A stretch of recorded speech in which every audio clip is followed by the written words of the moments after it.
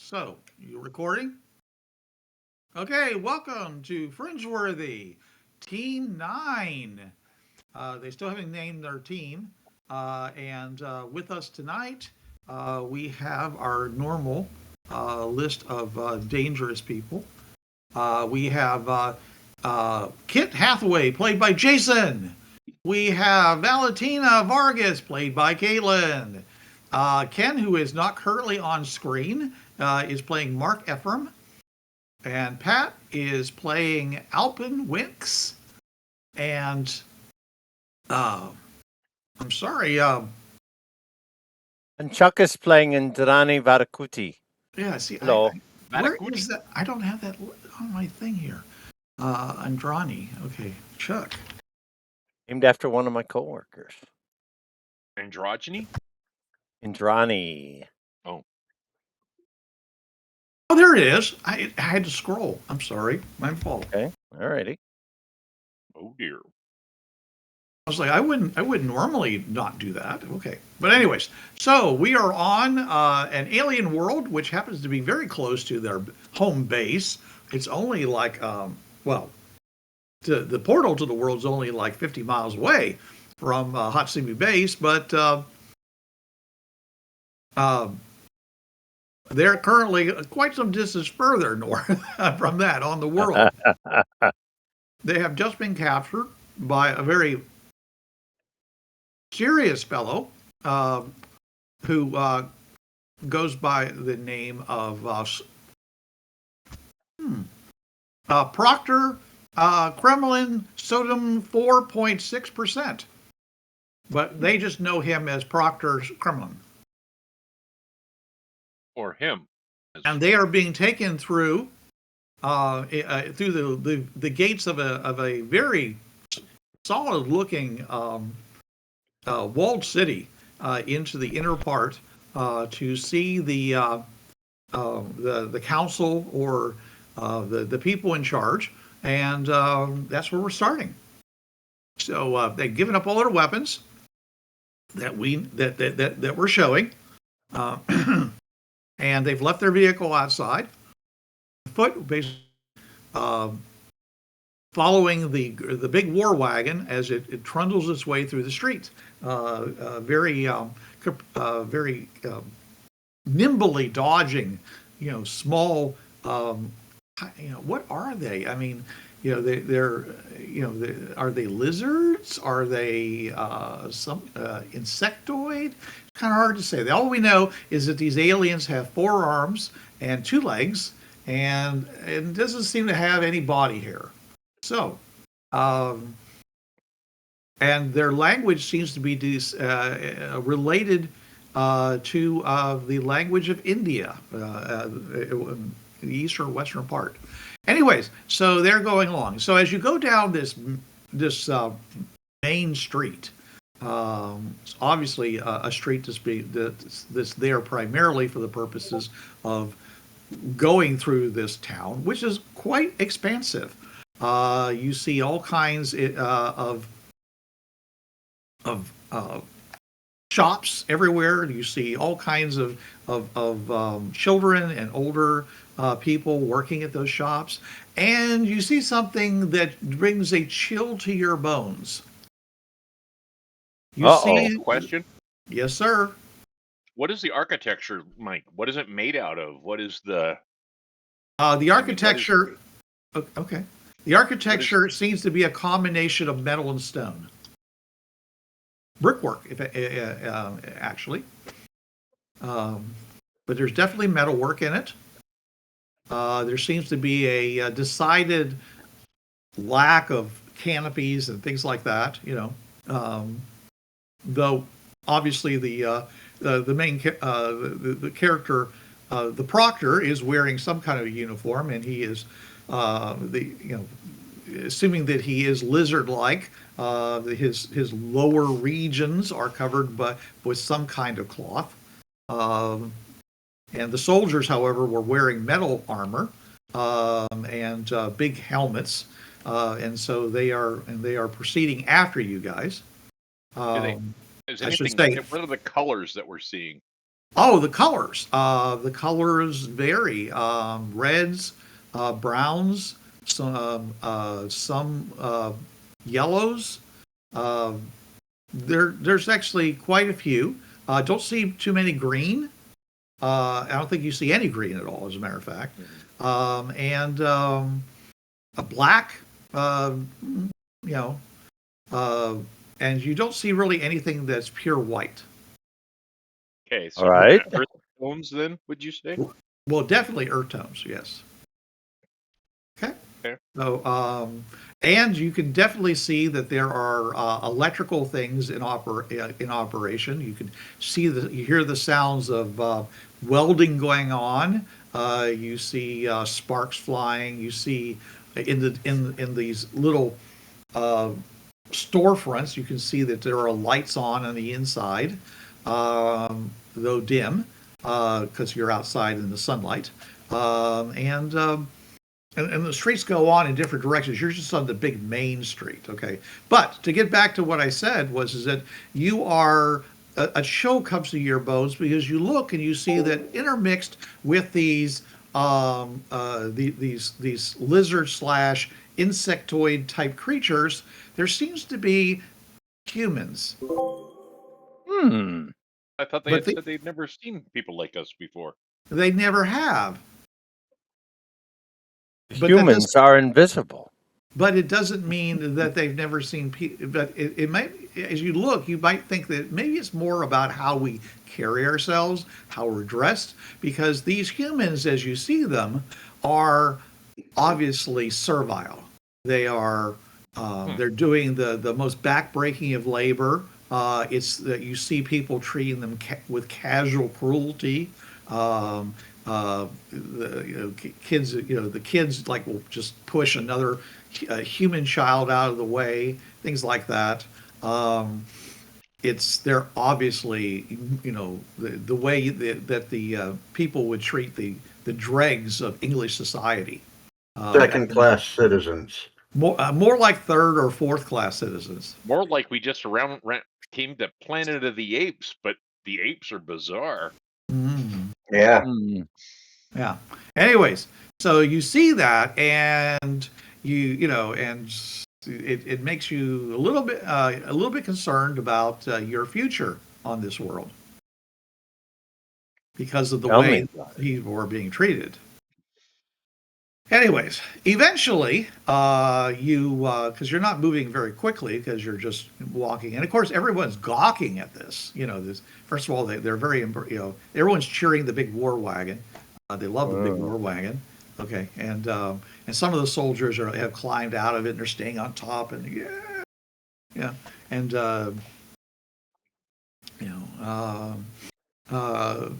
and but a lot, and the soldiers behind are waving their shields and their clubs and whatever they have, and so it's you're not moving quickly, but of course a lot of people are gawking at you guys, and they're just going and they're saying and they're saying this is captured raiders, yay. There'll be a execution soon, yay! It's like party. Yeah. So again, I do not like these sounds. They're very similar to how people in the 1800s would show up for a hanging. Right. So who's saying we're going to be executed? Some of the people that are standing alongside. None of the soldiers. Not the guy that captured us. No, he's not. He's okay. But other people are assuming, seeing that you are looking at you, they seem to assume that you are captured raiders who are on the long walk out to judgment. And the fact that you haven't been summarily executed makes some people are like going, boy, it must have caught some of the leaders. Ha ha! We're not bound or anything, are we? No. But you do have 30 guys behind you with shields and weapons. Okay, just checking. And there is this big cannon thing, like aiming back at you. I definitely did not sign up for this. Yeah. So, well, big cannon's going to kill their guys too. Remember, remember, they told you that you were under their protection, and you should be very careful not to do anything so that you would not be under their protection. And That's you're beginning to think that maybe being under protection is a really good thing, considering the rather negative reaction people are giving you. Yeah. So, Well, let's not do anything to incite a riot. So yeah. I'm with you. You see a couple times someone comes out with a rock to throw at you, and somebody else grabs them and pulls them back. One of our protectors pulls them back. No, someone who knows them pulls them back. Oh, okay. Like they're like, this is not a good idea. I mean, if you'd been out there all by yourselves, who knows what would have happened? But as you are traveling through the city, with this, I don't want to use the word honor guard, but with your protectors there, it's. Anyways, so finally you reach a larger plaza. It's kind of and up ahead you see this large building, and by large I mean about 2 stories tall, made out of polished, gleaming rock with carvings all over it, and a bit, and a ramp up and a big, opening with doors that are open and glass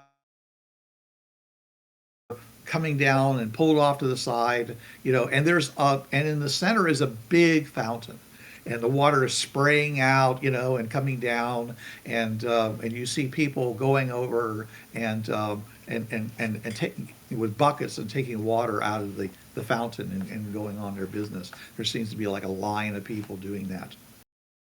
So it's Okay. welcome to the Casbah. Yes.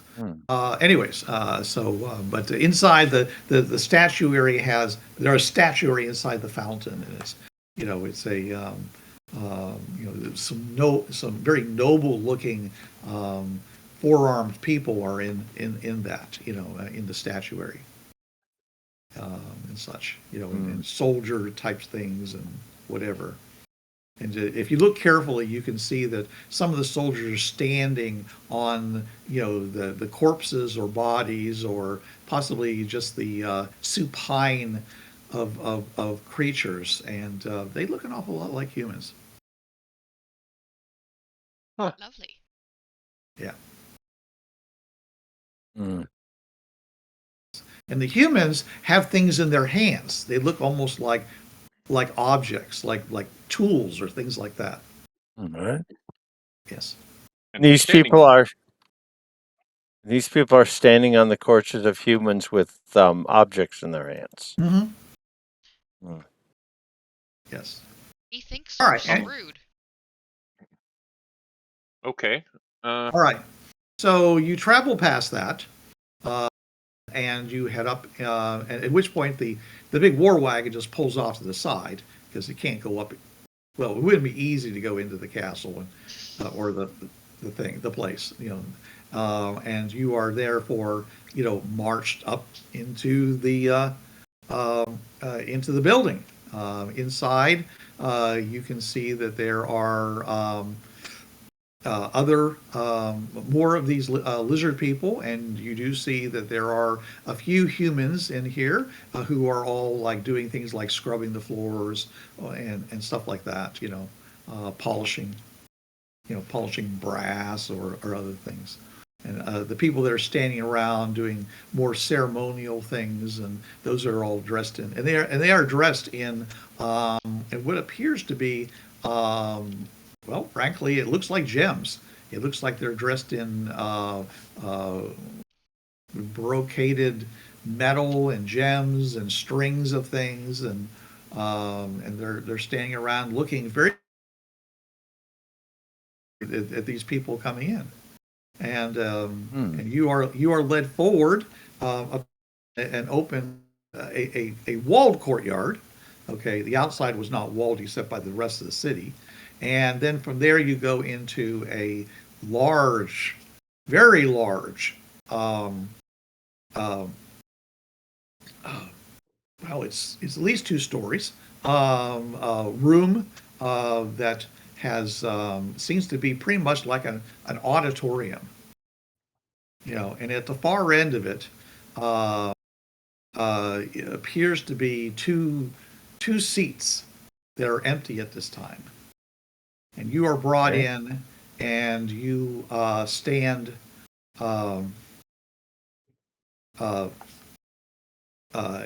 They basically have you stand in one spot. Now, anybody who has science, please give me a give me a science check. That'd be the science guy that's not here. Hey, The science guy. 11.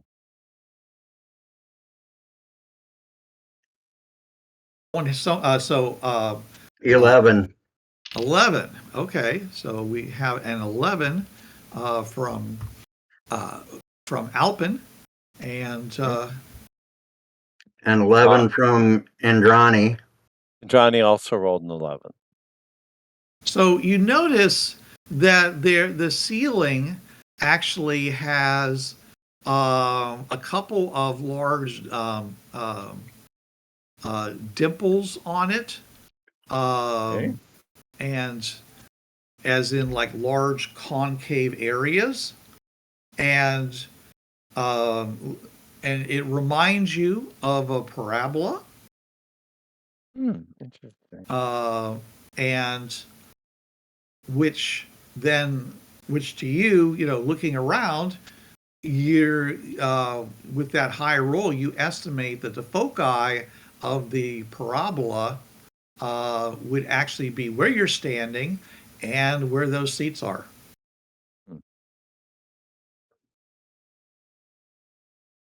Designed for sound. Designed to concentrate sound on those two places. Yes. So, more people come in. A lot more people come in, actually. It's most of the people. Some people are the people that were outside in the dressed in finery, but then more people start coming in. People that are dressed in mostly like the way the proctor was, just kind of bare chested or wearing various metal plates and things like that, hanging from their shoulders and such, and male and female, and they well, you don't know if they're male or female because from the outside the genders look the same. The difference between the two is primarily size and what's inside the lower parts that are covered.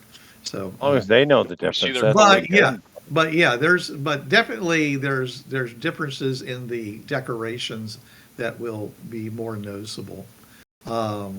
That in time you may come to become aware of.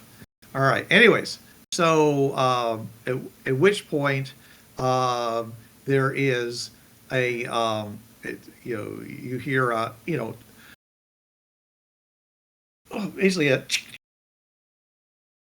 says behold, and it's like, and then there's this really bad reverb sound, like feedback. And which is like where you're at is deafening. Okay. Yeah. And then everyone else is just kind of like he says behold your great leaders, king and queen, Mukhler and Guleds, and coming out That's from easier for him to say. coming out from either side of basically a curtain of woven metal, are these two figures, skinny, figures with gems on their hands and stuff like that. And there's this huge cheer, and people were like clanging on their metal parts and things like that, and making trilling, squeaking various. Some of them are actually making like a almost a roaring sound, and it's very alien sounding. Okay, but anyways, obviously they're very excited about them. Okay, and they come out and they stand there and they look at Proctor, Kremlin, and they look at him and they say, have you brought, who are these who have been brought before, your august majesties, more raiders, and at which point he says it is not, your majesties. These people claim to be uh, from far outside our lands, and they had the means to communicate with us over our speaking invisible band, communication band devices. So we thought that they should be, that and they were willing to uh, surrender to us. So I brought them before you so that you might determine an appropriate fate for those who have come among us who are possibly unknown to us. And she looks at him and says, well, it's a slow day. And by the way, the one whose name is Guled is obviously being deferred to by Muller, and it's obvious from the way it's being treated by my queen and things like that she is the queen. She is just bedazzling, covered with gems and burnished metal and stuff like that. She is dressed to the nines. She just looks like she always looks great. Her head is covered with beadwork, and she has eye shields underneath. Wow. And like I say, all kinds of stuff on her. So she is definitely, if you look, the people you saw when you first came in, they're at a definite level below what she is dressed in. So she looks at, and she's the one who said, "Well, it's a slow day." And she looks forward, and he says, "Who?" Says, um, uh, he says, "Children or descendants of slaves, please step forward," or actually not slaves. Please speak up and with redeeming words that you might not be executed out of hand. This stage just getting better and better. Mm-hmm. Descendants of slaves? They mean Uh, us. They mean That's us. you, fathead. Yeah. Oh, Oh, I'm muted. all right. Ah. The Oh, silence hangs heavy, in this room. Indrani takes a. I'm going to use my empathy ability on Her Most Loyal Majesty here. Which one? The one that spoke to us, Oh, the descendants of queen. slaves. The queen. Yeah, He said the her. queen. He The said her queen. most royal majesty. Oh, Yeah. sorry. Okay. Yeah. All Let's right. see. Okay. Go ahead. Make your roll. Okay. All right. What Here you we got? go. All right. Here we go. Well. Okay. 10. Okay. Well, that's a success with a raise. Um, she seems bored and slightly curious. So it's she doesn't seem to be taking much. She's basically waiting for you to say something that's of interest to her. But Okay. but she's also not in any way sympathetic towards you. All right. Okay. All right. And Johnny takes a moment to gather herself, and then takes a step forward. Greetings, Your Most Royal Majesty. We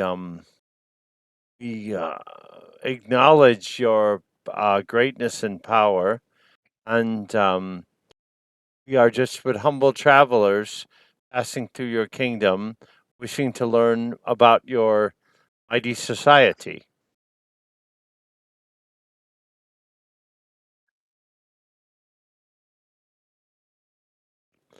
and then I step back. Does anybody else want to follow that up with anything?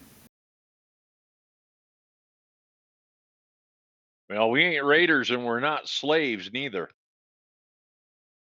Oh, that causes a murmur. Nor are we descendants of any slaves. That's okay. And that causes some people to say, that's what he says. That's what they all say. We're not even from this world. Someone yells, "Prove!" Someone else says, What's the name of this "Liar!" world? A lot of people are like saying, "Stop wasting the court's time. Throw yourself on her Majesty's mercy, and perhaps she will let you live as a dung carrier." That doesn't sound pleasant. Well,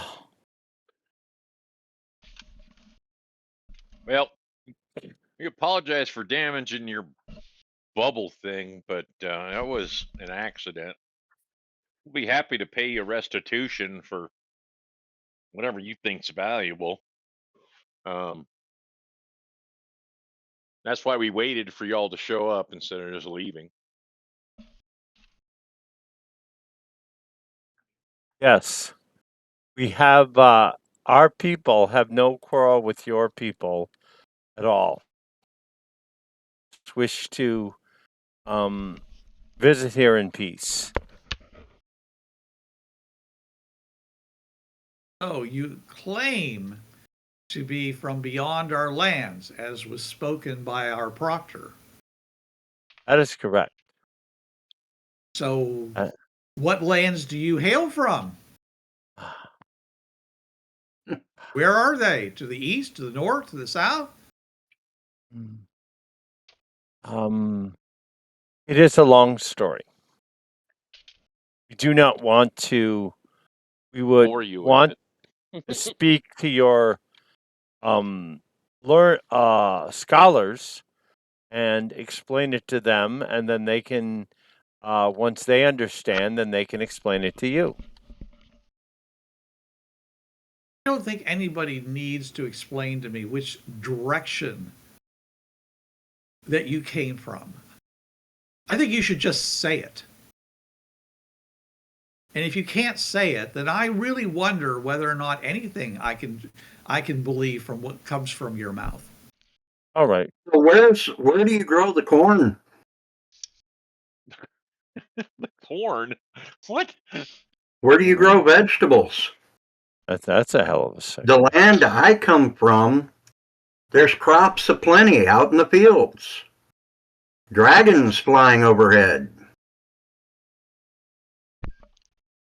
I don't get. Sorry, Alpin, I've I yet don't to think see that here on this world.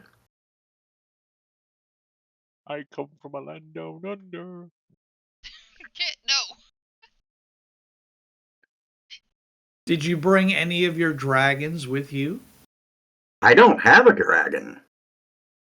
Ay, Dios mío. He left him in his other pants. Can't afford one? I do.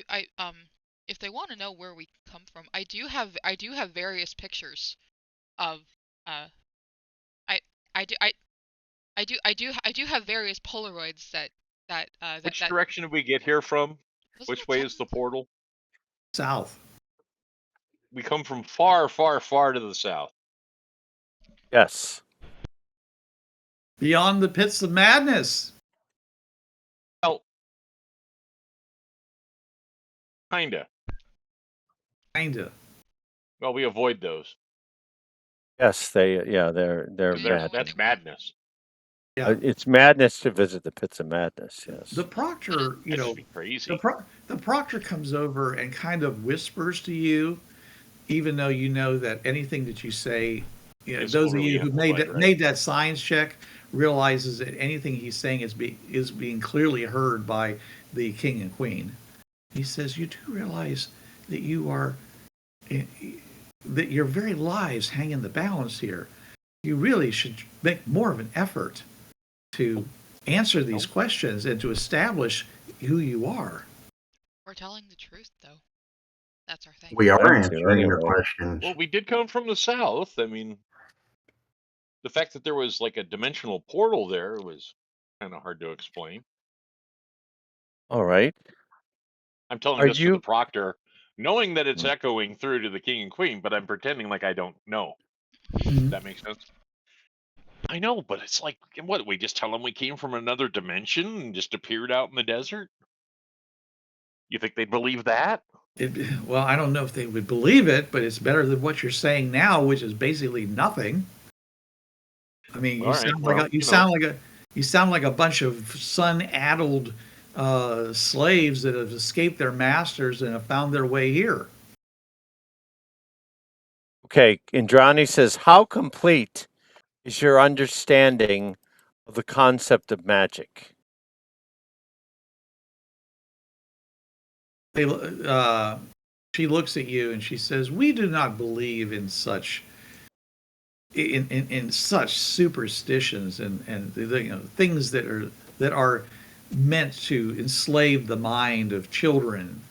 try the science tact then. I see. Oh, He says, "This is why are you going to threaten us with your magic?" no, of course No. not. Of course not. How about No, but we. science? Do y'all understand super science and like string theory and what's that other thing called? Uh, um, Dark matter? parallel universes. He I read says, that in a book. she says, "Behold!" And at which point all the lights go off in the room, and you are, and a voice comes up, and it says, "Over 1,000 years ago, the people lived and worshiped the gods. We thought they treated us kindly, but one night they turned on us and slew us by the thousands. They burst from their Very. skins and became monsters. Ghosts and the dead of our family members rose up and attacked us as well. That night, the sky was filled with 1,000,000 burning knives. Even today, there are rivers of them in the heavens. Even today, our land labors under the doom that befell us so long ago." It says, "We and others sought shelter, in the king and queen's family mine. Those of the gods also sought shelter with us, and we refused them until they pledged an eternity of servitude to us and our people. And those who did not swear were expelled to the surface on that terrible night." And then at which point the air is just filled with just basically this light streaks and fiery bursts coming in all directions and exploding around everybody, and people are screaming and shouting and things like that. Make I'm a watching it curiously. make a spirit check. Don't be, you're not such a badass, Alpin. Make a spirit check. Oh, I said I'm watching it curiously.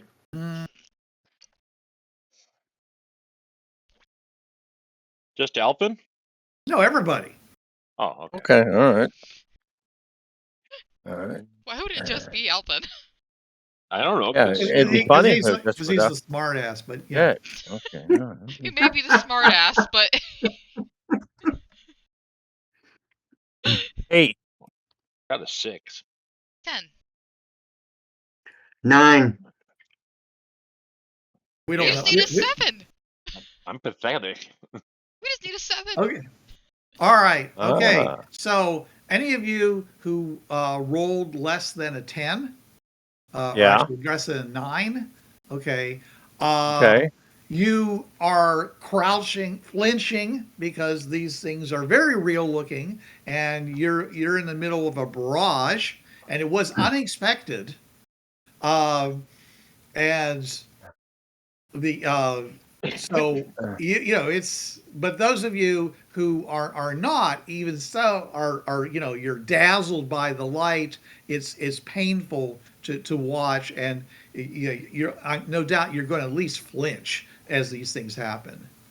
And then the voice continue, and as this is happening, the voice continues. He says, they and the criminals of our kind became known as raiders, who have been a plague unto this very day.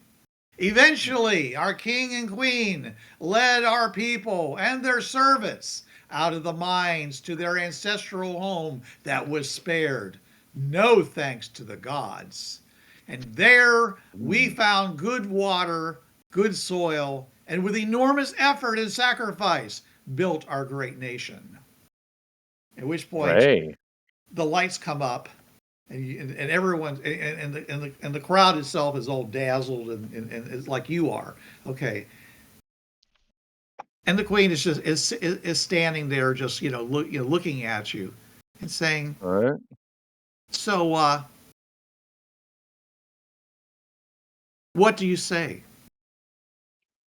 Do you have anything like that to say about yourselves? What reasons do we have? Are you our are you our servants, or should we just cast you back into the darkness?" Neither. I'd say just cast us back out into the desert and call it a day. Please. Is that what you say? Okay. I'm saying that under my breath, but if they can hear me, then by all means. Well, yeah, they can hear you because you said it under your breath and you got carried up to them. Okay. All right, but how? I'd rather be thrown back out into the desert than I would, being a servant. So. Well, if you do not wish to learn from us, if you do not wish our knowledge, then cast us back out and stay in ignorance. Indrani? That was rude, dude. Uh-oh. Well, she's a little scared and a little fed up. I understand that. Yeah, this was intentionally intimidation of you guys. Okay, but and everybody else, by the way, is dropped to their knees and they're making various arm motions that you assume are some form of honorific to them. So you guys, as far as I know, are still just standing there. Which even the proctor has gone down on his knees. So so you suddenly realize everybody is on their knees or on their faces, in front of the king and queen, and you guys are standing there. So then I guess I'll kneel down too and say it's not our intention to offend or cause problems. We're just traveling through, and we're brought here after accidentally damaging your Where bubble. are you traveling from, and where are you traveling to? Oh, I said traveling. We came from the south. The south. Not in the pit of doom or whatever, but we came through a dimensional vortex to this point here in the desert, and then we were just driving around in different directions looking for signs of life, and then we found you guys. I mean, other than the big herd of evil things. Yeah, dimensional vortex is not a word. They might have the word dimension because of like length and breadth and stuff like that. Measurement. Right. Vortex could be perhaps in the sense of a cyclone or like a sand devil. Okay. So, but you're putting these words together in a way that seems nonsensical. The measure is more like you said. We came from the measure of a cyclone. So do I realize that I'm saying it? As you say it, you probably do because you're saying it. Then I stop and I pause and I think we came from the stars. That works too. Okay. Yeah. Do you remember what they said about the stars? Stars came down and blasted them. I don't know. Was it the stars that blasted them, or was it something else? It said they were really loud. The sky was filled with 1,000,000 burning knives. No, we didn't come from burning knives. We came from beyond. Do they know the word beyond? Of course, they know the word beyond. Okay, we came from beyond your. But if you mean, do they know what do they know what's beyond the burn? No, I meant We What's came from beyond your physical world. Okay. Is the word All right. portal in Oh, the magic, she says. Not magic, science.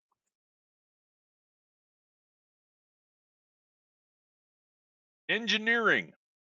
a dimensional doorway? How about that? We don't That know made dimensions that made other no than more length, sense. measurement doorway. We came through a gate from our world, your world. And you Doorway came through time and space. from the south through this gate. Yes, We there is a control the gate to vertical the and the south. horizontal. There is a gate to the south. Do you have any Future- proof of anything that you're saying? We can Well, show you do the y'all gate have if you computers wish. here? We got computers. We got that video thing that's on the computer. You can show them where we come from. Yes, we have moving pictures that we can show to you if you wish to see them. The devices in our truck. It is going to go get it, or go get it ourselves. Yes, we You can. probably don't want them to get it because you want them to be rooting through your truck. That's why Not really, I said no. they get it or we get it ourselves. Well, are you saying something to these people or not? One of us should go get it, or have your guards follow us to go get this thing, and we can bring it We back and show you. Yes, we can show you and prove our story is true. By the Well, way, Bruce, I was going what to I- ask, what color fringe crystal do we have? Because we have one. You're a new group, so we haven't decided what it is. Okay. I don't know. Probably brown. Okay, just checking. I don't. All right. So anyway, so they look at you and he says, Proctor, what are the charges against them? And the proctor says they are guilty of damaging one of our electrical generation domes, and though they claim it was an accident and they're willing to provide appropriate Compensation. restitution. And he basically turns around and puts his hand on your face, like shut up. Whose face? Hers? Her. Indrani's? Andrani's. Okay, all right, very good. It's like, the proctor is talking and you're interrupting. That's such a smart thing to do. There you go. Dumbass. And he says, we have offered them our protection and to our knowledge, they have done nothing else against us. Okay, we have not had time to gather any information about any other actions they might have taken in our realm. We have not examined any of their possessions as to like where they might have come, if not from where they say. So because we have offered them our protection,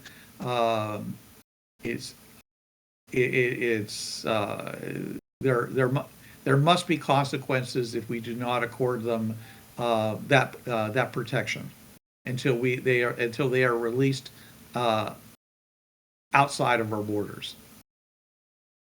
And so she looks and she says, "Oh, that was very bold of you, Proctor."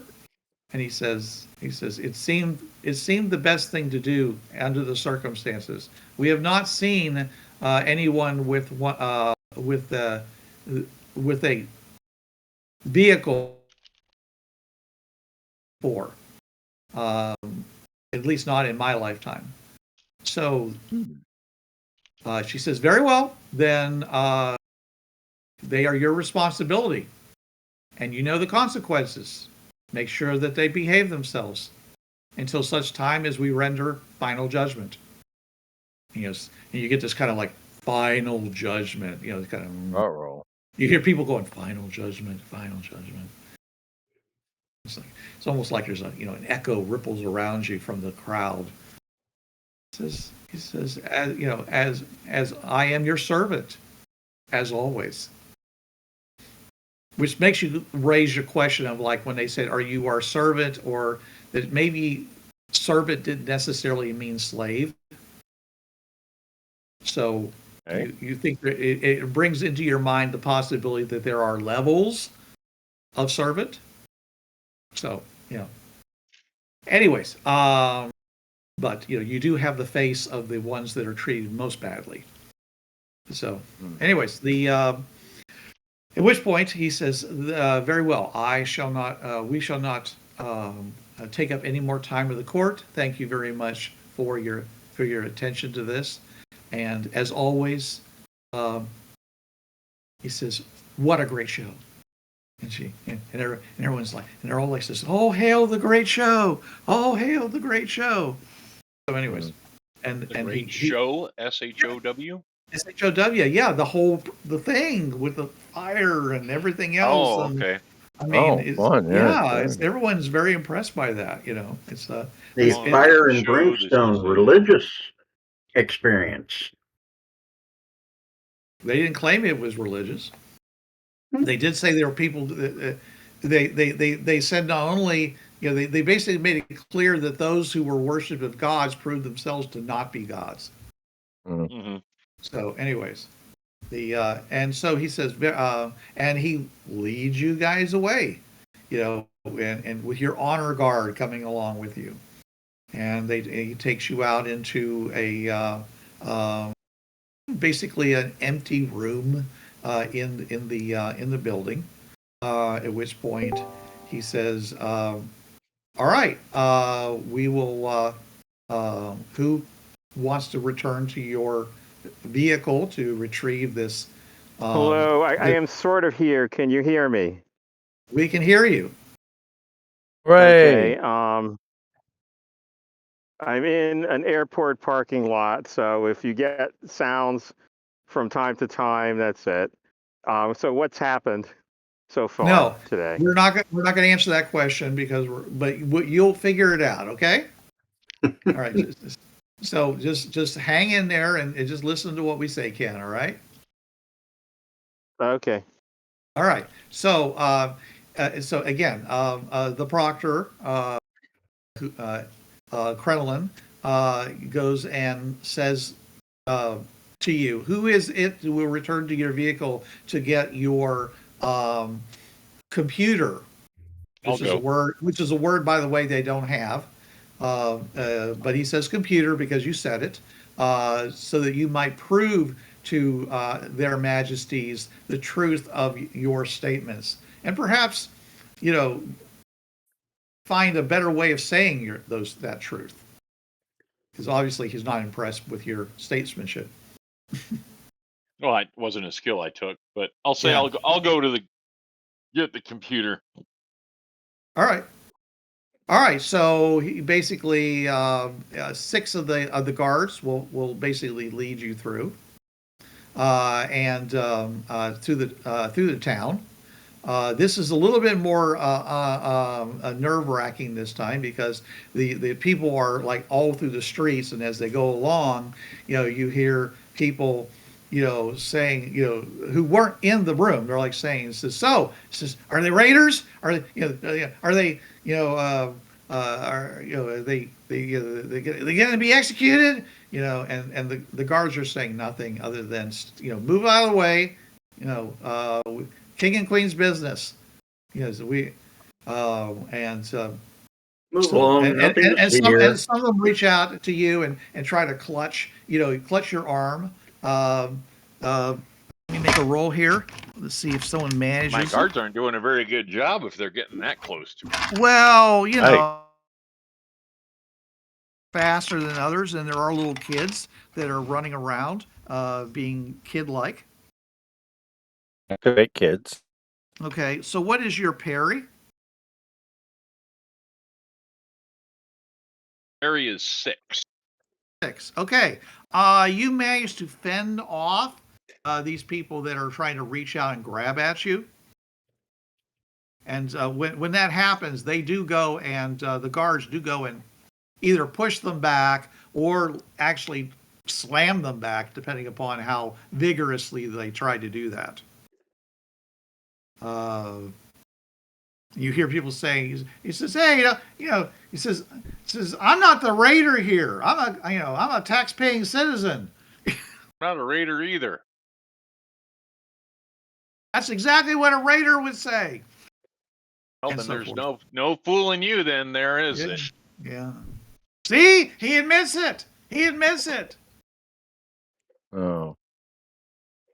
A fruit. Let's see if I can do this right here. Yes, a fruit smacks you in the head. By the way, Kind of fruit. it's kind of no. You missed. You can't dodge. I rolled high enough. It's not a parry. I rolled 3 more. Even if you had dodge, it would be a -2, and he still would have hit you. Anyways, you get hit with a fruit, which falls to the ground. It looks kind of juicy. It's not rotten, but it could be overripe or underripe. Who knows? It's kind of I'll hard. pick it up and take a bite out of it. Okay. There you go. All right. That's Give fine. me a. All right. Immediately poisoned and I die. Yes. Make an eating check. Eating check? Check. Okay. Okay. Mastication. Yeah. Okay. All right. It is incredibly bitter. It tastes. It tastes like a sour lemon. I kind of like lemons. You Like sour taking a cream? big I old eat bite it out of anyway, and it. I have a Mouthful of lemon juice. Sure, and I just I just grin at them after that. Okay. You force a grin. Lovely. I force a grin. All right. Awesome. It may be bitter, and like I just sucked on a quince, but You sucked on a sour head. Persimmon. Yeah, someone says, "Hey, don't waste good food on a raider." I hold it up and say, "Thank you." It says it's probably an escaped slave.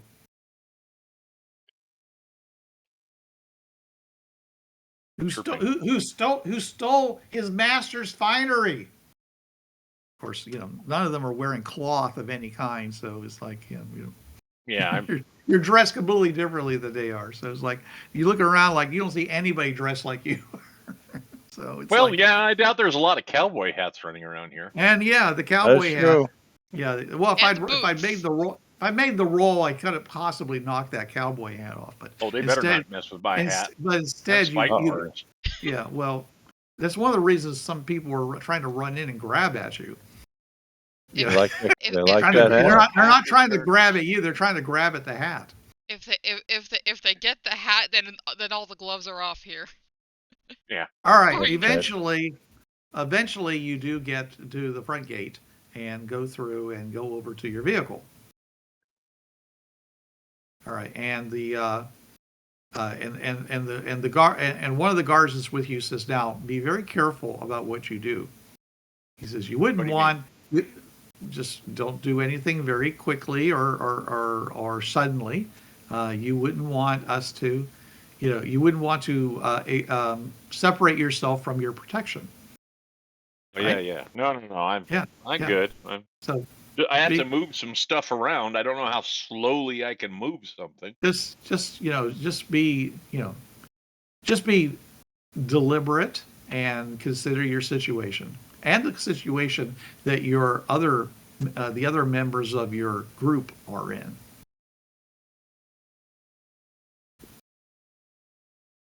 Okay. In other words, you don't want to be the reason why they get treated badly. No, not really, but Yeah. maybe be a little more cautious with the whole fruit thing. I mean, you wouldn't want me to get injured under your protection. We can't look everywhere, okay? I mean, we could So I'm allowed to protect myself if necessary, right? No. Okay. Oh, so I just have to get beaten by your people then? If we can't protect you, then the dishonor is upon us. but you are under our protection, so you can take no actions to defend yourselves, except your words. You're welcome to use your words.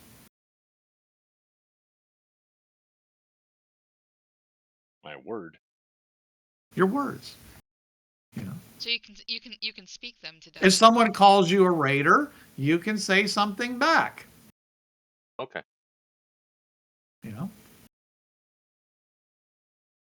Anyways, so they're close by you, a couple of them, but they are staying out of your way as far as what you're trying to get. So what are you bringing back with you?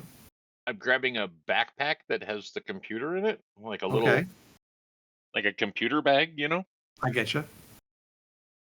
That's all I grab. I'm not Okay, to grab a or nothing and stuff you it in want my pants. you want to get a beer because you're kind of hot, sweaty. Oh, sure, I'd do that then. I mean, after all, you have that. Do stuff. they have beer? We have beer. Yes, You have yes, you we have the beer. alien. Yeah, that's true. You haven't seen any beer from the aliens. No, So- the aliens have not shown us a bar yet. So Yeah. I will open up the cooler, grab a beer, All right. open Okay. it, drink it, Okay. toss the can in the back of the truck. You're gonna crush it first. Yeah, crunch. Oh. Throw it in the Mm. truck. Yeah, I'll grab another one. You get a nod from someone. You can see you're crunching a thing of metal. Get a little nod of respect for the for your physical strength. Little do they know, right? Right. I get another one, Okay. and I go, well, that fruit was kind of bitter. You mind if I grab some food for my friends, my compatriots? No, I guess you can. I'm sure you would have been fed. After Yeah, all, but I don't know if you're your under food you're was under. sitting on their stomachs well. Well, I mean, it's not like we don't have any slaves to feed. We know what you people eat. Okay. Well, anyway, I open up a cardboard box and pull out 6 MREs say, and wait. stuff them in the bag. Am I there, first of all? No, No, you're not. you're You're with the rest of the group. He's by himself right now. Okay, so no Twinkies. Do we have Twinkies? Yes, we do. We had a big discussion about this like last week. We do Oh, have did we? Twinkies. Oh, that's right. The shelf life of a Twinkie. I remember that now. Yeah. Yeah, I'll grab a box of Twinkies and throw it in the bag too. So Okay. I've got some All right. food, some water, some beers, and a computer. That's all I All right. grab. Okay. All right. Anyways, they say is that the only the guy looks at you and he says the only way to bring you back, so there's no possibility of you having any kind of a situation, is for us to literally cover you over with shields, and you walk back like. Don't worry about it. And he uses a name of something that doesn't, you don't recognize the name, but it's obviously some animal that's, very that possibly looks like something that's covered with shells or shields or things like that. Okay. Probably a critter out in the outside, so that you haven't come across yet. Gotcha. Yeah. All right. So, anyways, he says, so I think, he says, I myself would rather walk with dignity and take the chance, but it's up to you. I'll be fine. So they lead you back. And, and of course there's the, it's similar, okay, but they're a little bit more prepared, to deal with the treatment. And it's possible that they're used to allowing this behavior for, in previous walks through the town. Mhm. It's that you consider the fact that there's under certain circumstances, there's kind of a walk of shame that where people are allowed to, show their displeasure. Yeah, but I'm not exactly moving like a slave or a captive either, though. People react the way they react. Okay, That's true. they see a whole bunch of guys, guards around somebody, and it makes sense that they would assume that you're like some criminal that's being taken outside to be executed or something. All right. So, anyways, so you are now being led back. In the meantime, I say about at least a half hour has gone by during all this. So, in the meantime, do you guys have anything that you wish to discuss amongst yourselves about what you've already seen, or what plans you have with that computer, or anything else that the kit might have brought back from the vehicle? Well, Well, I am going to ask the guards if we could have some water.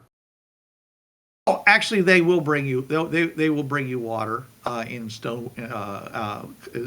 stoneware cups and water for now, and they'll point at the chamber pots for you to relieve yourself in. There are some low benches in this room that you can sit on. And very good. what about food? Well, you may not last till dinner time, so I'd worry about that a little later. Wonderful. And here I thought we were under their protection. Until you're They not. tried to kill us. We're under their protection. And protect you from an ignoble death. How about that? Oh, fun. Isn't starvation an ignoble death? now, I just want to point out that in all of the worlds that we've traveled to, we always get met with this kind of reception. Well, we A lot of xenophobia. Apparently, every world we go to is xenophobic because no one said, "Hey, good to see you." Not one. We weren't met with this when we went to the Happy Dragon world. We were by the biker I day. think technically That's the Zamboni, the Zamboni world was relatively reasonable. I mean, they still wouldn't let us leave, but they didn't lock us up either. They I'm locked us up. waiting to go to. I'm waiting to find the they world eventually of locked Jamaica. us up, but not when we got there. Anyway. Still, my point being, so very if you hostile guys, world. yeah. So, what did you guys think about the presentation? Do you have any discussion about that? Yeah, you're talking. Show. You can't talk. Yeah, you can't talk. You're not there. Bruce, you're talking about the thing that they showed us of their land getting blasted to smithereens and stuff like that. Thing. Okay, all right. And what they said during that. These people have been through a national trauma. After national trauma, one can see how society would change to an authoritarian one in order. The strongest people said, "We've got to protect you," and so yeah. Yes, but they said their gods had to pledge eternal servitude. And it looks like the only people that are so-called servants around here are humans. Or at least would appear to look like humans. Yeah. Four-armed humans. Well, in primitive societies like this one, generally, the strongest person becomes the leader. These people are stronger than the humans, therefore they dominate them. I'm not quite sure this is actually a primitive society. It seems to be functioning like one. Yet they have advances that I've never seen before. Mm-hmm. The way their vehicles transport. I saw that in that movie iRobot with Will Smith. Well, I have the vehicles that have like balls for wheels. I've seen that in engineering magazines and such. They're different.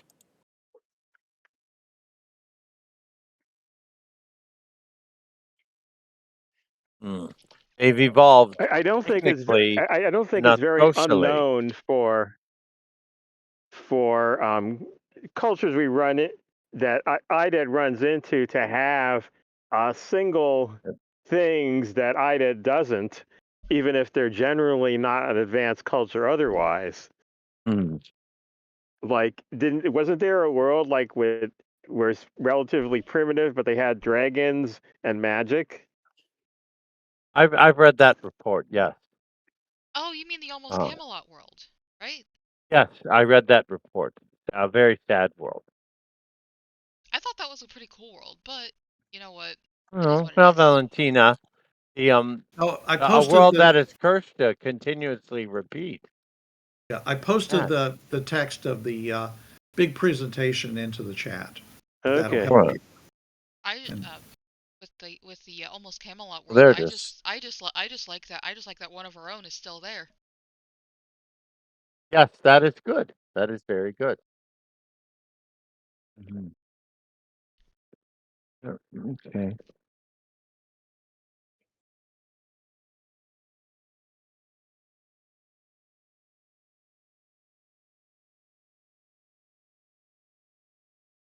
everyone's studying the text I gave.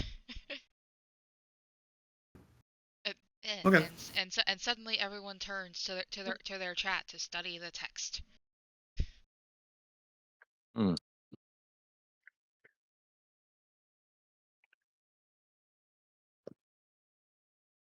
So the humans were gods. But the part that Mhm. I'm wondering about is the one night they turned on us and slew us by the thousands. They burst from their skins and became monsters. Mhm. And then the ghosts Mm. and the dead of our family rose up and attacked us as well. Mhm. So that's either this is myth through storytelling, like And this is what the perceived story is, because it was over 1,000 years ago. So how many times has this story been retold and altered and changed? I mean, it and then it's and not fact, is what I'm saying. There, And do not forget that you were told that there was an area to the east where the dead literally lives Right. there, and they get up off the ground, and you attack. But they can't go beyond that They area. can't go beyond a certain area, and they refer to them as dead. So and the nights filled with the burning knives, that could be Well, uh, that's stuff that we can still see missile. today. That That would could be explain missile. that Alpin would explain all the craters that we discovered.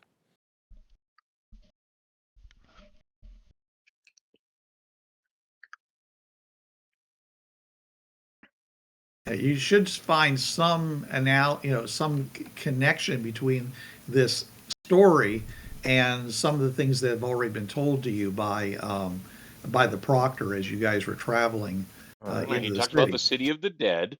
Hmm. He talked Hmm. about the madness place, The pits of the madness to the pits south, of madness to the It's a south, madness. Okay. and then and you something about how the raiders came from the west, now we just I need to get them. think. Now we just need to get them to talk about the spires. and he talked to you about the We mine. did talk about the spires. We did Mm. briefly. We talked And about the the fact that they're Yeah, crystals. very painful. Hmm. and he I don't did think mention we yeah, didn't talk about that part of it. and he did mention the mines Yeah, I don't remember to the what it west. about the mines. Well, says they took refuge in the mines. Right, but Their family mine. yeah, I don't know what that means exactly. So obviously these creatures were servants of the humans at one point, and then that flip-flopped. Hmm. Now, whether I don't know what, like I said, the bursting from the skins and becoming monsters, I don't know if I understand that. Yeah, that It one could I'm just be kind of. became zombies. Well, yeah, I'm not sure. We're gonna have to figure it out. I mean, that's Hmm. So some of the humans asked for shelter, and they made them become. Okay, let's try this point of view.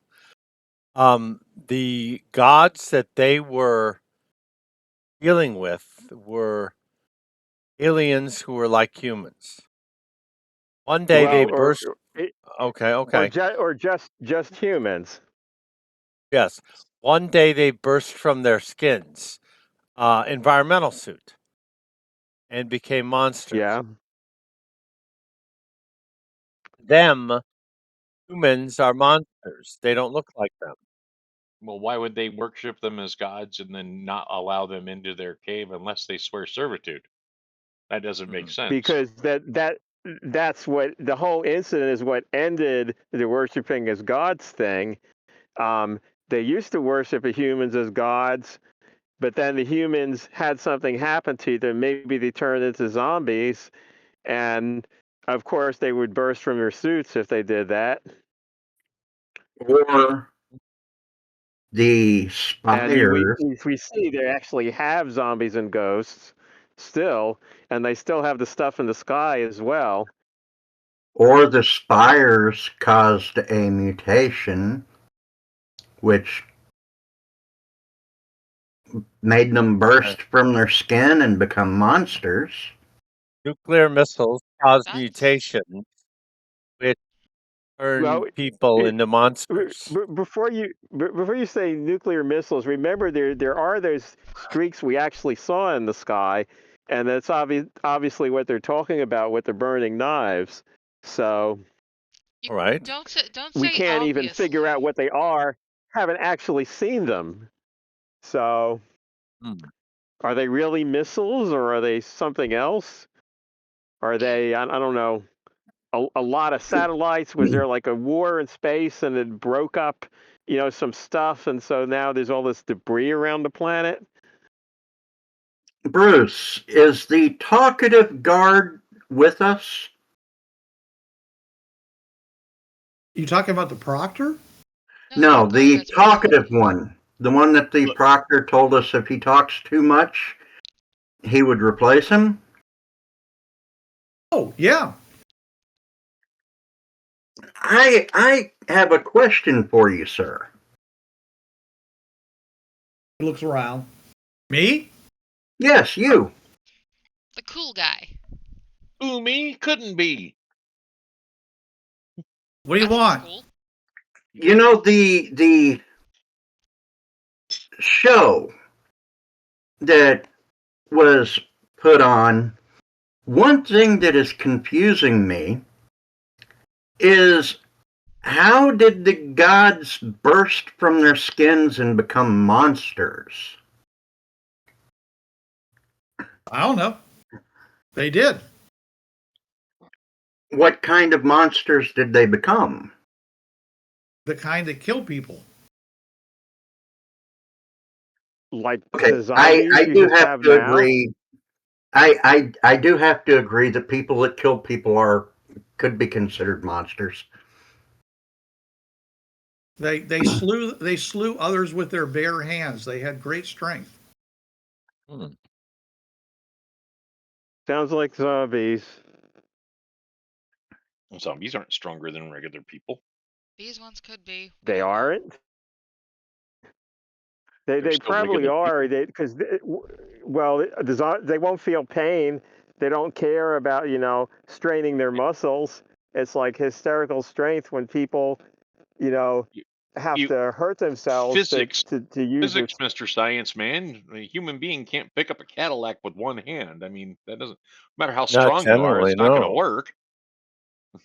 I'm saying zombies may have the equivalent of hysterical strength all the time because they don't feel pain and you can't really permanently hurt them. Not really in any of the movies I ever saw, but okay. Hmm. When David Banner goes angered or outraged. But he gets like 3 times. And Mr. Furious gains his strength from his indomitable rage. And the spleen gets his strength from the fact that he has no spleen and farts. But He who smelt it dealt it. yep. Hmm. Anyway, mystery men aside, Mm-hmm. did I make it back with the computer? Yeah, you do. Okay. All right. Confirmed. Um, But they What are claim they- that but the Queen claims that they don't believe in things like magic or. right. That doesn't make No. any sense. Are any of the human slaves around? Eventually, you guys are going to need to. At which point, somebody will come scurrying in to empty it, replace it. It's a male comes All in right. to replace it with a fresh pot. All right. Because after Very all, good. this is this is the royal palace. I mean, you can't have stinky chamber pots sitting around all day long. Oh, by the way, I Of brought course beers not. and some MREs. Yeah. Oh, So yeah, wonderful. he comes scuttling Twinkies. in, circles around the outside of the room, and goes over and checks the pots and things like that, and finds one that's been used and picks it up and starts leaving. Carrying it. Well, he starts carrying it out. Is there something you wish to? Well, I was thinking after we observe this behavior, the next time when one comes in, we would probably Okay. stop him. I mean, Okay. because you wouldn't want to just jump out at the guy the first time someone you see. We have to observe what's going on to kind of get a feel of what's happening.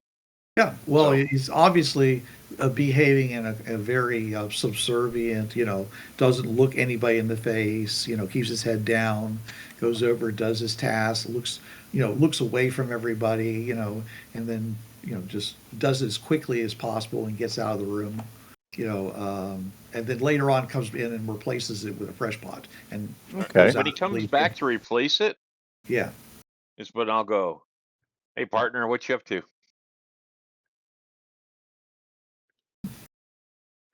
he says, please, do not speak to me. You'll get me in trouble. Does he look like a regular human? Yeah, except he's dressed in very he's dressed like Dobby was dressed in Oh my gosh. I mean just If- a If I throw him simple a sock, just, he'll be- just like a sack. He's like wearing like except that it's made out of like I said it's wearing a tea towel. yeah. So and he actually is wearing cloth. If Okay, but we it's give him- it's homespun. It's like rough. Right. If we give him a sock, will he be free? I mean like Yeah, like a sock. Like Jake I bet Paul. there's a world where that actually happens. My man's been Anyways. alright, that works too. But yeah, his immediate response to you trying to talk to him was, "Please don't talk to me. You'll get me in trouble. I'm not worthy to have to speak to anyone. I just take orders." Are you what is the word? Huck is trying to find a word. The word for the lowest caste in the case system. Untouchable. Cast? Yes. Are you untouchable? Says, Unmentionable. Yes, Ooh. I am untouchable. I am unworthy to even carry the dung of one of the people, but someone has to, so I do. Indrani says to him, "Where I come from, we once had such notions as well, but we now realize there is no such thing as untouchable people. Everyone is equal." Looks at you like madness, madness, and turns around and scurries out. Scuddies away. There is a Betty's- way. Culture shock. Scuttles, scurries. I don't know. What do they mine in their mind? Was that ever brought up? Nobody has Just brought it look up through till the now. We've never Family asked. mind. Huh? Sure. I'll ask Mr. Talkative. We like Mr. Talkative. Go. We He's a heck mine of a guy. we mine most of the materials that we use in our city. So Okay. like tin, copper, Iron, Babylonian Tupperware. iron, gold, whatever we find. Molybdenum. Unobtainium? I don't know tech stuff. Oh, all right. There are many rare ores that are found in the mine. Polysaturated chlorides. I don't know. Mhm. I don't know much anything either. Mm. Polyvinyl chloride. Is that what I'm thinking of? The only known source of unobtainium. That could be useful. Too bad we don't actually have enough people on Earth to come and take over a planet and take their unobtainium. It makes it extra Yes. unobtainable. Now, again, Ah. those of you who have science, the idea that they're mining these very dissimilar metals all from the same mine should strike you as Doesn't make any sense. Makes odd. no It sense at doesn't, all. really. One possibility is that there's a destroyed civilization, and they're actually mining the remains of the destroyed civilization. I think we should have Mark be sent to the mines to find out. You're out of here, Mark. Science guy got sent to the mines. Joking, Bye-bye. joking. Are you sure I- about that? It's not necessarily a bad idea. As long as you don't place yourself outside their protection, you actually have a lot of flexibility within it. So Have we I seen guess we gotta. things around here that look like objects that might have been salvaged from a destroyed civilization? Well, you don't know whether they would have been salvaged or whether they've been manufactured by this civilization. But if you're asking if there's things that seem to be, things that are Like, more does modern somebody age, have like a car? Yeah, like a car, well, you like, well, definitely let's say saw. like a steering wheel that they're using to hold plates or something. Oh, Or well, I don't know. you didn't see a whole lot of what was going on inside of shops, other than there was a lot of different metals, and obviously their metalworking skills are quite advanced. And they Welcome to also, Or like Town. a light bulb pieces that are being broken up and used in some art display or something. That kind of stuff. again, you haven't had that much time other than the one walk through the center Right. of town. I've had 2 walks now. And you 3 did, walks. and you did see like some artificial what you thought was artificial illumination coming from inside of some of the shops. And obviously they're collecting all that electricity out there for something. Something, yeah. So, and they also have the ability to collect electricity, which is Mm-hmm. Yeah, we've also seen there's those electrical insects that are around. So it could be like a partly a part biological thing that goes on even without their intervention. Sort of like you could grow them. So you think they're gluing the invisibugs underneath that invisibility? No, but I think the existence of the invisibugs shows the existence of electrical life forms, and maybe these are another form of electrical life form, like a more plant-like version. You haven't seen any indication that these lizardy, insecty-like creatures are electrically based. I thought And they had like wires in it and such. I'm talking about the people that captured you. Oh, But no, yeah, not the people, but I'm saying maybe there's stuff like the solar array could be like some kind of electrical vegetation. Okay. Well, they were sending a wagon full of stuff out to repair the broken one that you created. So Well, that's true. They it probably didn't wouldn't look be like, it didn't look repairing like they were plants. going out to plant something. But but they could have plants inside them. These domes could cover any number of things. But when you looked inside, you saw what looked like some kind of central thing that was metallic, and this outer kind of plastic or kind of layer, that basically, and because it burned too, so it was a mess. So yeah, it didn't look organic. It might have organic parts to it, but overall the structure didn't look organic when you saw this power cell that they were using, this half dome thing. So, all right.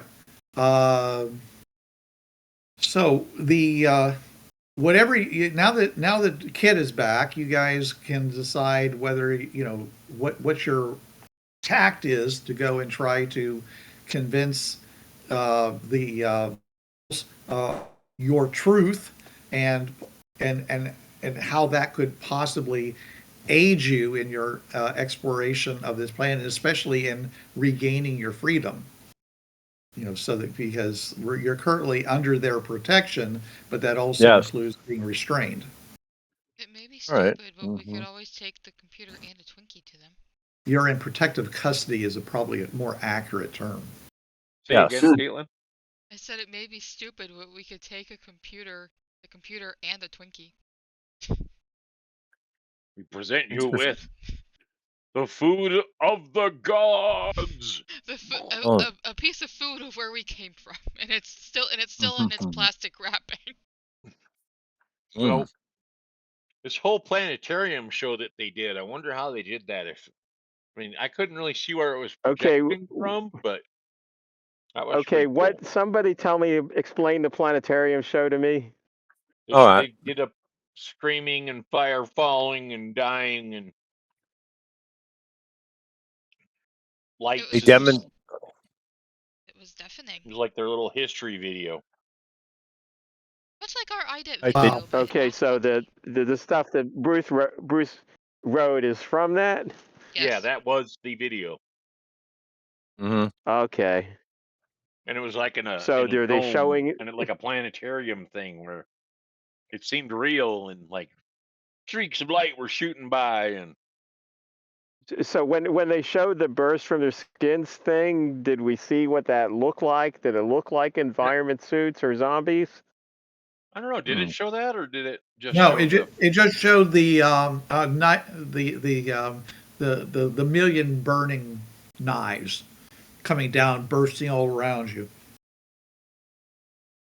Before that and after that. As a scientist, did I recognize anything in that? Like maybe some of them look like satellites? It wasn't a video of what happened. It was a artistic representation of what happened. Yes. Yeah. Well, still like a zillion years ago, somebody draws like the International Space Station, and then it becomes a thing that people draw every single time they bring the subject up. There still might be something that happens to look like something I recognize. So is there? This would be closer to like looking at a petroglyph and knowing that it's an animal rather than a rock or a tree, is what I'm thinking. It was so dazzling that mostly what you saw was just these burning streaks that were going all around you. It seemed more like a hologram to you than just lights that was being beamed around. It was like it seemed a little bit too real for it to just be projected stuff. But I've seen some really amazing stuff up on stage, and it wasn't holograms, so it's but obviously it was. I believe holograms. But it was very obviously a relatively high tech presentation. So imagine that in the middle, in the middle of the Ten Commandments in the court of Ramesses the Great. So it's kind of like what you're looking at, this situation surrounding you, so and all of a sudden this stuff's happening, and just think how people looked at it back in the theaters and looked so real. Oh yeah. Okay. like this. It looked like that. Planetariums and laser light shows and Yeah, it definitely looked very, very real, and it was enough that it was, it was shocking. It was, even everybody had to roll a spirit check not to just cower from this, not because it seemed like they were about to get hit. The only difference was that there was no heat. Lots of sound, lots of light, but there was no heat. no smell either. Well, except the people that might have farted when they. Yeah, but Uh-oh, burning not things them. don't smell like that unless Yeah. it's like a burning dog. Not usually, no. Yeah. Yeah.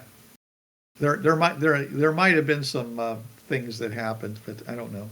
Couple people might have had some weak bladders, but you were moved out pretty close soon after that.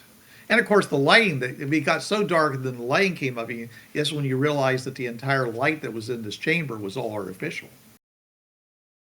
So very, very cleverly done indirect lighting. So you've got, it's kind of like you've got this outside looks in some ways very, medieval 17th century kind of thing, technology, and then you've got a few things that are obviously far more advanced than that, which kind of goes along the lines of their statement that they used to serve gods and now they're free of them, but how much of that life that they lived is still remaining is a big question. Yeah, I mean, this is 1,000 years. I mean, a lot happens in 1,000 years. So. Yeah, and as you said, stories get embellished when information gets lost. So, all right. So again, what is it that you're going to say to the king to basically place yourself in a better position than you are right now? Okay. That's your big question right now. Is there a way we could serve them in some way that's not just like physical labor, like, maybe giving them like information or technology or showing them how to use technology if they have stuff they don't know how to use because it's remnants? We don't know haven't what seen they any have and what remnants they yet. don't. You don't know what roles in their society someone who looks like the gods is allowed to do. Yeah, I'm not sure I'm all that ready to just surrender either. So Yeah. I'd still rather that they just cast us back out into the desert and say good luck. Yeah, they did. Well, They said the darkness. They're not going to do but, it. It's still. I think they made it clear that they just throw you out of the city for now. Actually, they said outside of our borders. Yeah, as long as we have. Well, the main problem with being thrown out of the city is that they're probably not going to let us have any of our stuff. I think the more important question for you is if they throw you outside their borders, is that going to be outside of the range of the portal? If the portal is inside their borders and you're thrown outside the borders, now what? Yeah. That's a good point. then we sneak back in. Oh, Aha. I'm not telling you what to do. I'm just making sure you understand. Right, but we're pretty far from the portal, though, right? Well, yeah. Couple days. Yeah. So, like, do they actually control the area around the portal? I mean, Who maybe they claim knows? it as theirs. We don't know. I mean, you're speculating beyond the point that we have any knowledge at this point. So we haven't been here. I vote we just show them the video, and if they throw us out, they throw us out. I mean, as long as they give us back our truck, we're good. I mean, Yeah, that's what I'm saying. That's the biggest problem. They probably want our stuff, and if they throw us out, they'll just throw us out bare. Maybe they'll give us a Why a wouldn't cookie and they? send us on our way. We could ask them and find out. Well, let's do that then after we show them the video. I still think that we bring a Twinkie with us just for the fun of it. Yeah, all right. Yes, we should. Yeah. But I do. Bringing a Twinkie is fair. It shows us, we have our own technology. Do we want to bring a Twinkie or a ho-ho? You grabbed Twinkies. Oh, that's right. Fringe cat. I might have some Hello. M&Ms. I might have some M&Ms in my MRE.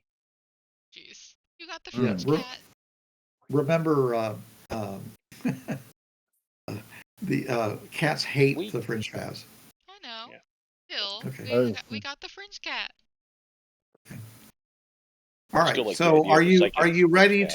to ask for another audience with the king and queen? Yes. Yeah, we might as well. I'd like to ask exactly what it means to be cast back out, Well, and also what humans can do here, Why don't you ask Mr. why don't we just so Tubble? that show if them the we video stay, the first? things we can do. Okay, I vote we show them the fair video enough. first before we start offering up our services for the rest of our lives. Okay. Okay. So Just a you suggestion. right. Yeah. Oh shit. All right. So all right. So you make a request, and they say, all right, we'll if it is we will let you know what they are willing to grant you, and and they go off, and time passes. Eventually, some uh, some of those human slaves come in and serve you a simple meal of bread and which is more like it's like corn dodgers. It's cornbread, okay, and I like cornbread. and some kind of a vegetable soup. Well, they do have vegetables, apparently. Mm-hmm. This is pretty good. Yeah, and it's A little bland. Well, cornbread means they have corn. Oh, bland, obviously. yes, it's very spicy, by the way. Oh, Oh, Hey! yummy, yummy. Yeah, it's Spices. spicy. I don't suppose it tastes like Indian food. Are we having a korma? And considering that the language seems to be derivative of that area of the world, it does seem it's possible that there is. Do you have any kind of a reason to Yes, have? that's what I was wondering. I mean, are you from India? No, but No. Indrani is. Indrani Indrani is. I can. I've Okay. eaten Indian food. You should ask Indrani then. Are we having aloo gobi? Okay. Okay. So, Bruce, does this remind me of Indian food? It does. Some cider? It tastes like my mother's cooking. It's like my cooking. Ding a ding a ding a ding a ding a ding a ding. Kit, why are you like this?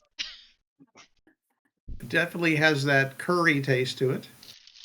Yes. Must yes. be the cumin. Mm. It It's must not- be the cumin.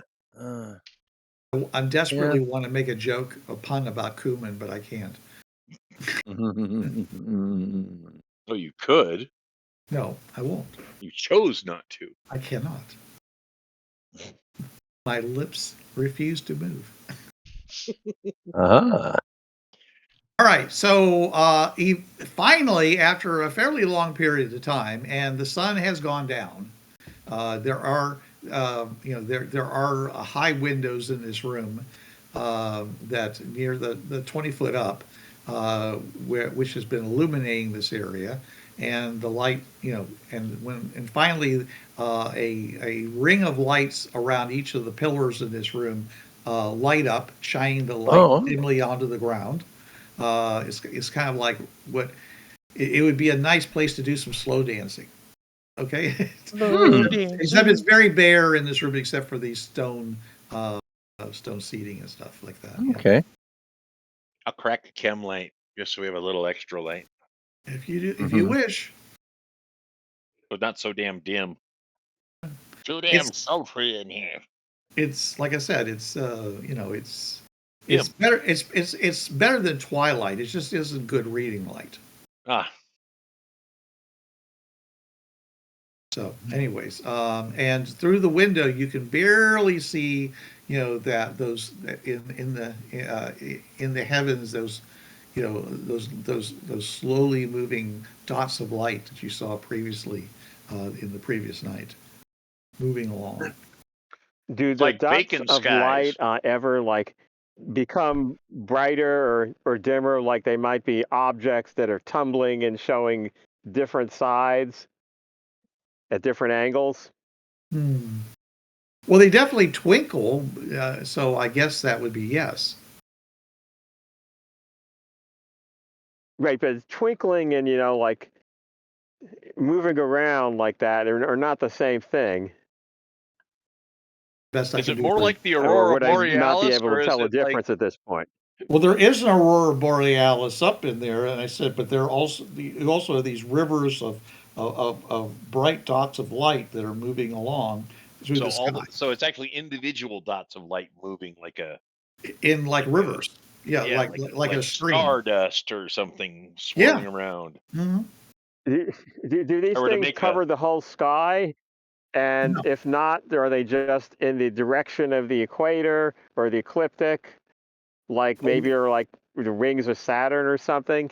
Well, the aurora borealis pretty much covers the entire sky. But the rivers go in different directions. They're not just in one.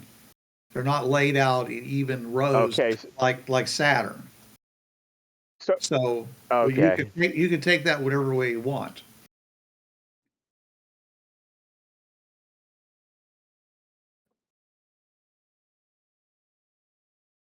All right then. All right. So finally, they get words, and the guards say, "All right, it's time for you to have your audience." Okay, And okay. so you guys can, you can do any last minute primping that you wish to do before you go, if you Okay, all choose to right. do so. Uh, I'll definitely do that. all Apparently right. Twinkie. Okay. I'll have a And cigarette. Is our computer able to control anything that we might be able to control that might help us that's not too obvious? I don't know what that would be. So you have a computer, and Like it is maybe port like on.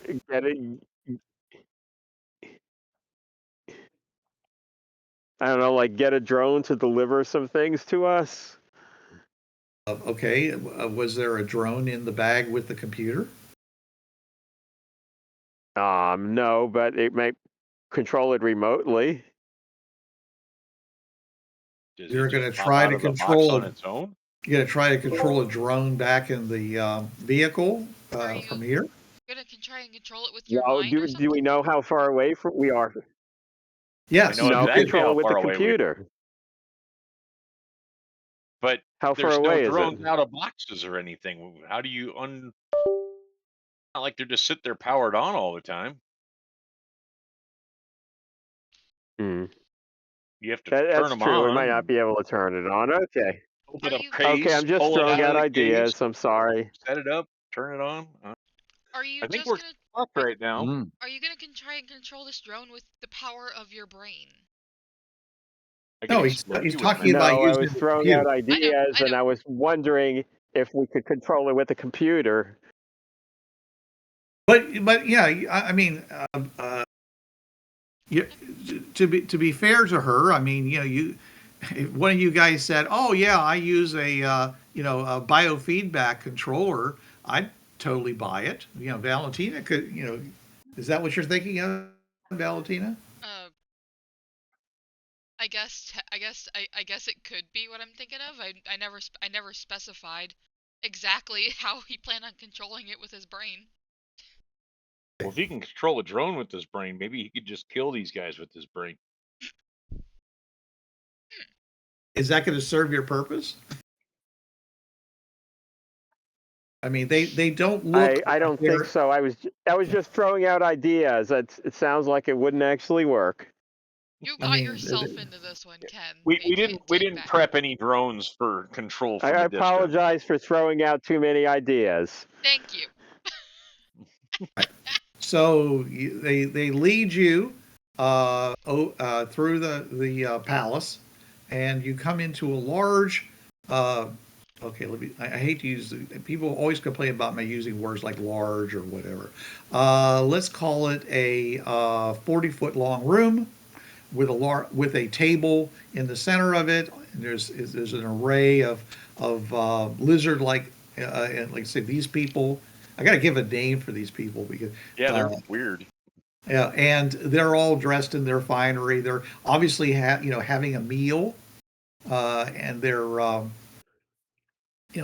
sitting on basically what looks like stools, because their legs bend in strange ways, and some of them are like cross-legged. Some of them have their legs kind of folded backwards. Or, anyways, and they're sitting there, and the king and queen are there, and they bring you in to basically, obviously, provide some form of entertainment as part of your appeal to them.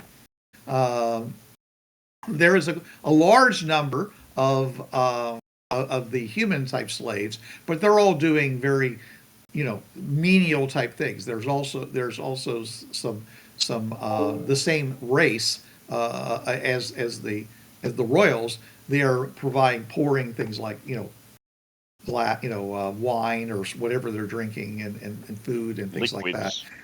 Basically with cooling them with fans and things like that.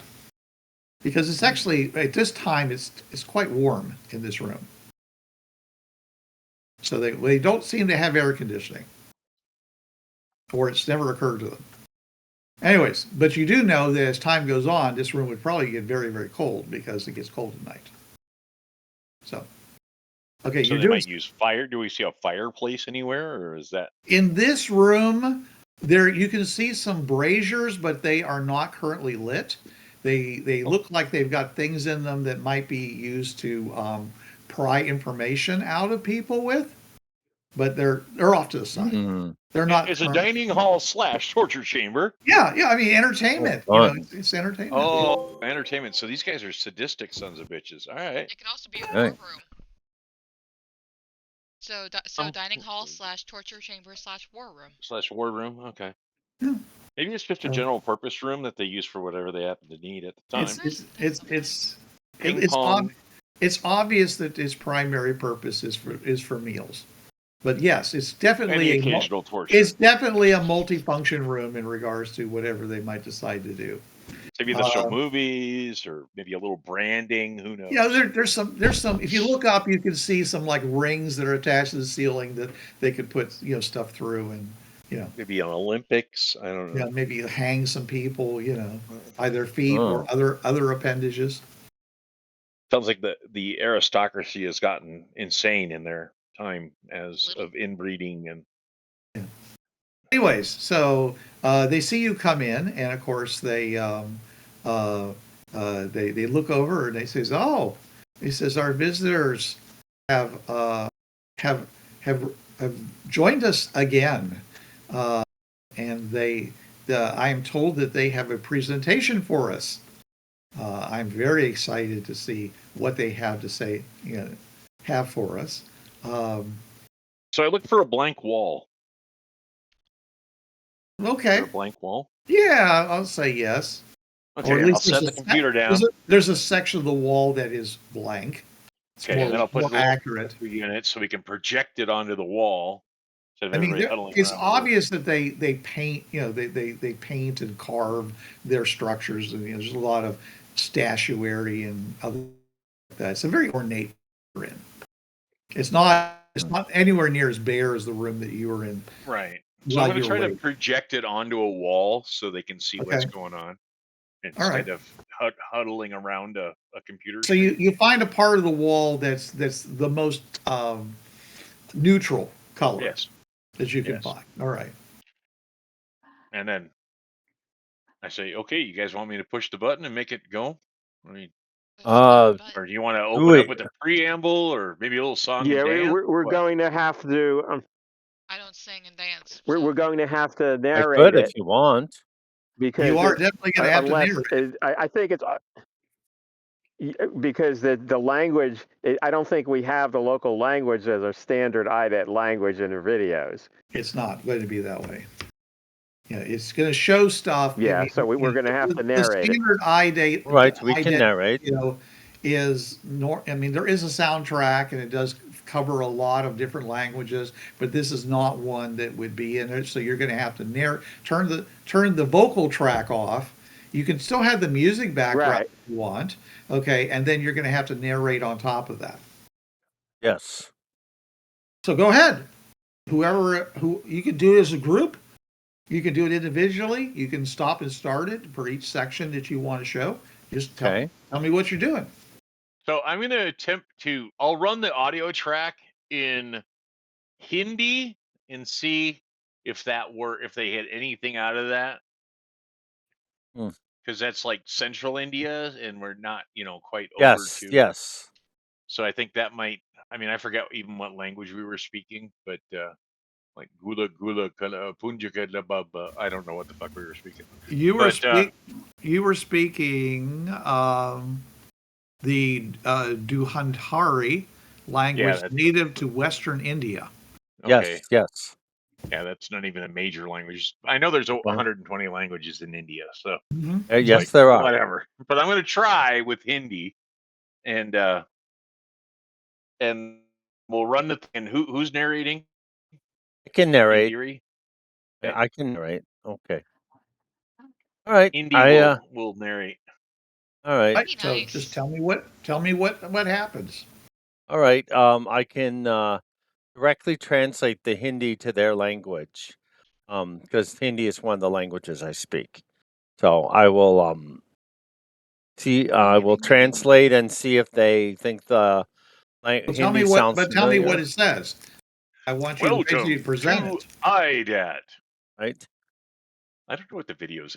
Okay. We here on Earth hope you have a wonderful day. I don't know what Chuck has to think for a second. What do you think the welcome to IDET video would say? Okay. You guys have been playing this game a long time. Good day. Hi, You I'm have Troy McClure. I'm Troy McClure, yes. You have recently made contact with members of the Interdimensional Exploration Team. These people are from another Earth. Allow me to explain. Imagine your history is like a straight line. Imagine many histories are straight lines. We are from one straight line. You are from another straight line.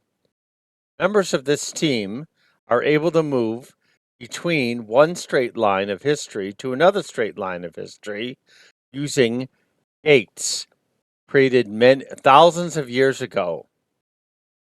Okay. Only members of the team can utilize these gates. We can come to your world, but you can't go to ours.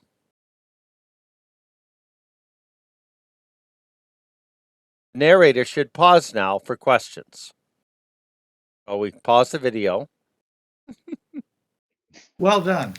And there's like little graphics of like people moving through the portal. And Bruce, the schmert. I won a state championship in extemporaneous speaking when I was in high school. This is one of the this is one of the skills I have in life. Lovely. All right, so let me make an intelligence check by these people to make sure I get some idea of what their understanding of what you just said is. And when they said like we are from Earth, and they show different scenes of like the Himalayas and the Great Plains of America, and like the Grand Canyon, Easter Island, and the Grand Canyon. And, sure, yeah. Do they show a couple species saying? Did they show a couple different species? Saying that species work together. Here, the Cecile, here, the Mixie, and such. People. And you just heard him talk. Mm-hmm. Okay, so He you notice so far that the king doesn't say much. Okay. Yeah, In he your hasn't said previous, much. The in queen's your been the one that previous talked. the queen's been doing a talk. Well, the queen goes and looks at you guys and says, "So, are you claiming to be from some alternate version of our world?" Yes. Not claiming we are. Mic drop. And Kit, you are the strangest person I've ever met. And that's not including Oh. Science Guy. Give it time. and so, and are you saying that you're not from our past and you're not from our future? That is correct. So, just another. It's like if I had two eggs and one was blue and one was green, they would Another history. never mix together.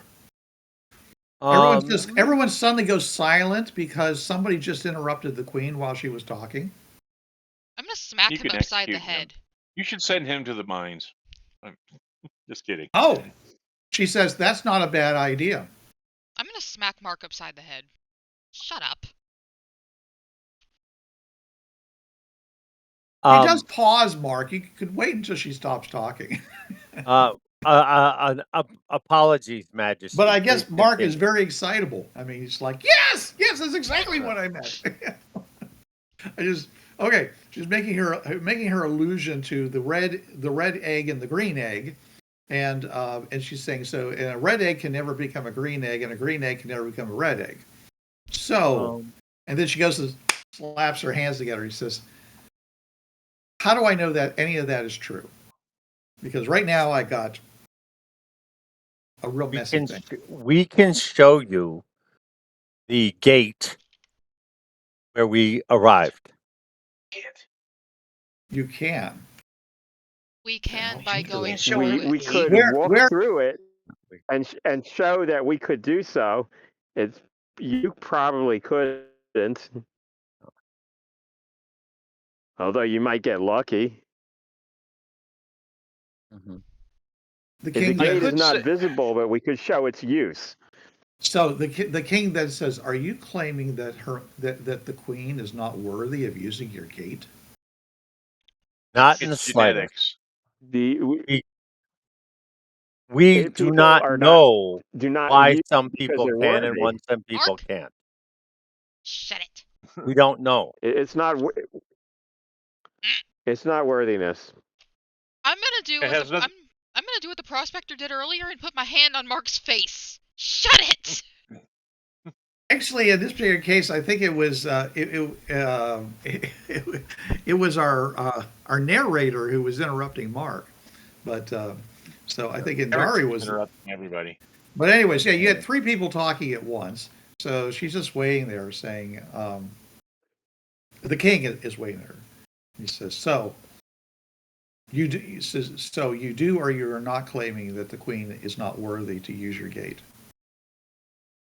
Only 1 in 100,000 of our people were able to use this gate. And is there any worthiness amongst your people? Oh, Are some more likely to use it? More? there's no rhyme nor reason to who can and who cannot. We come from all walks of life, all levels of socioeconomic background.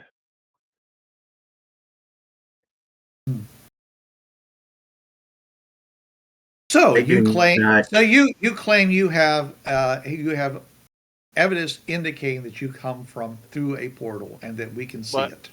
Have you ever seen a computer before like this? Do you have laptops? We have devices that can project sound and light and other things, and they and Yeah. they Can are. you also play? Can you play video games on them? He just kind of looks at you like, "What? What the fuck? And it's like video games. That word doesn't. So, like, no translation of video game. Yeah. Flicking around, doing the little thing, open up. Light- Yeah. He says. She says a light amusement. We have many Yeah. light amusements. Well, and this one has books in it, and you can listen to stories and look up animals and Movies. we movies. we don't have we don't have ancient recordings, if that's what you're talking about. Oh, okay. Well, If we like this is had, called Die Hard, we would and be I using. start up a video. If we had, we would be using them when we tell the story of our history. Instead, we have only what has been passed. Has been passed down to us from those who went through it. Understandable. All right. So, do you have any? And so you have this strange thing that you claim can do all these many things, and I'm sure that that is, interesting. But do you have, outside of actually demonstrating you going through this gate, is there anything that you have that proves you are who you say you are? Well, we do have the crystal. We have a yes. Leave We it. have a key, which can be used for, which has several different uses. It is a crystal key, and you use to lock and unlock the portal and do several other things.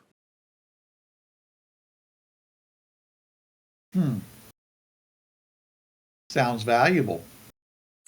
It's Not extremely to you. valuable. No, it would do nothing for you. It's You useless. don't have the we call it being fringe-worthy. I know that phrase will not translate, Doesn't. but Unless doesn't by know. some miracle You there hope was that one that they probably have the words fringe and worthy, and you really don't want them to have the word worthy in this context. Yeah, well, as I just explained, that the translation, when he tried to say video games, it came across as light entertainment. Okay. So, yeah, there's a lot of opportunities for misunderstandings like that. Even though you're totally fluent in their language, it's like, We're And not it, thinking in their language. We think yeah, in our language. So Mhm. yeah, you're fluent, but sometimes these are hard concepts to, especially when they're new concepts. All right, she Would you says, like us to show you gate? I think that that would be the next logical step. Would be to have you escorted to your gate, and for you to prove um, uh, that you can in fact do this. Yes. Yes, Your Majesty. Before you go, let me see this crystal of which you speak.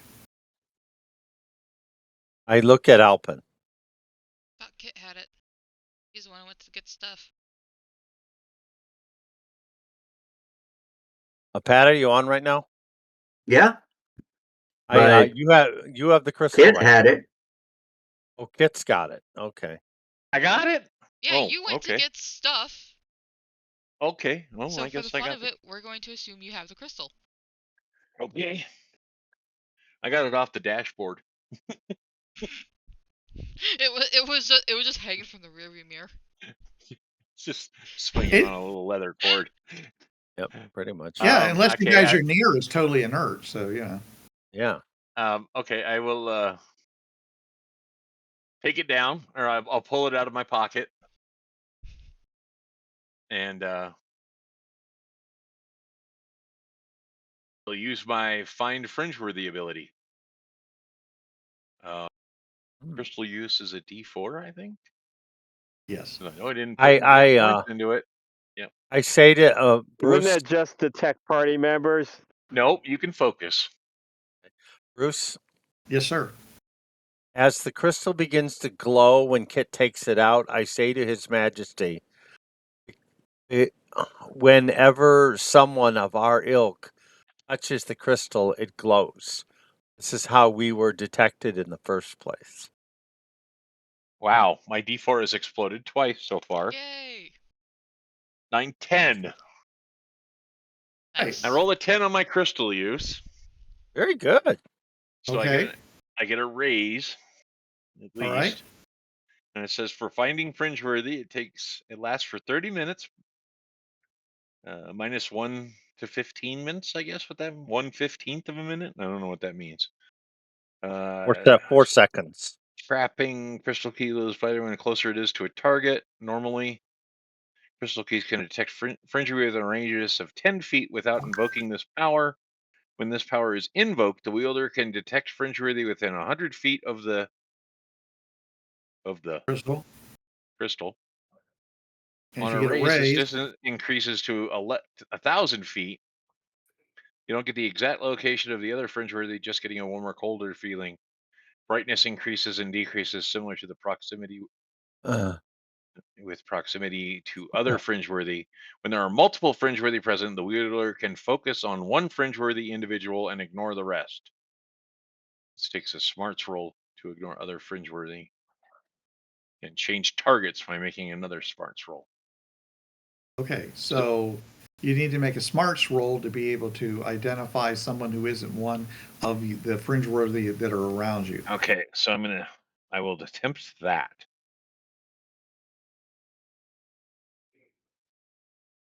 Oh, wow. Okay, so 13 on my smarts roll. All right. Well, then you should have no trouble basically Filtering out pushing, the party. filtering out the party. And there does seem to be a faint, indication that there is a Fringeworthy, possibly somewhere within the city. Well, 1,000 feet, right? Yeah, from where you're standing. Yeah. So I tell them, I mean, they can see it glow, and I focus and I focus, and I say, there is someone who can pass through the portal within your city, within 1,000 feet of me.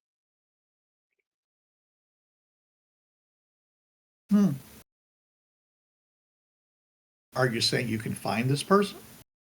I can, with enough time to seek them out.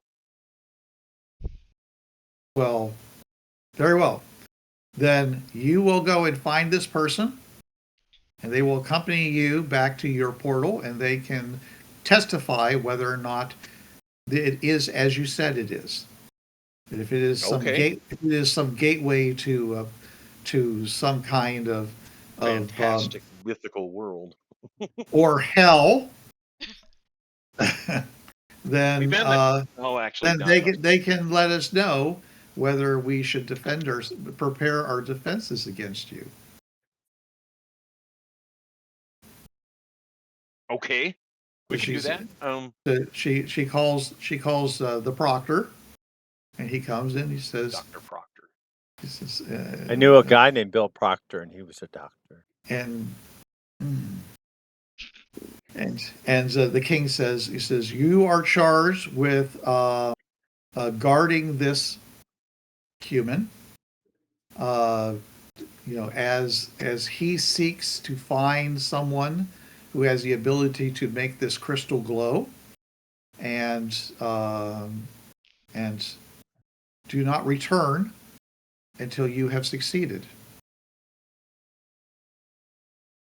Do not return Does until this you've redeemed yourself. Makes a an appropriate clacking symbol, yahoo, and off, and he basically goes and reaches over, grabs you by the arm, and starts pulling you out of the chamber.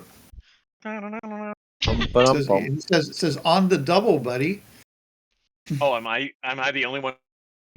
Yeah. Okay, leaving so he drags me out leaving of the rest of you behind. All right. So, all right. So off you go. Okay.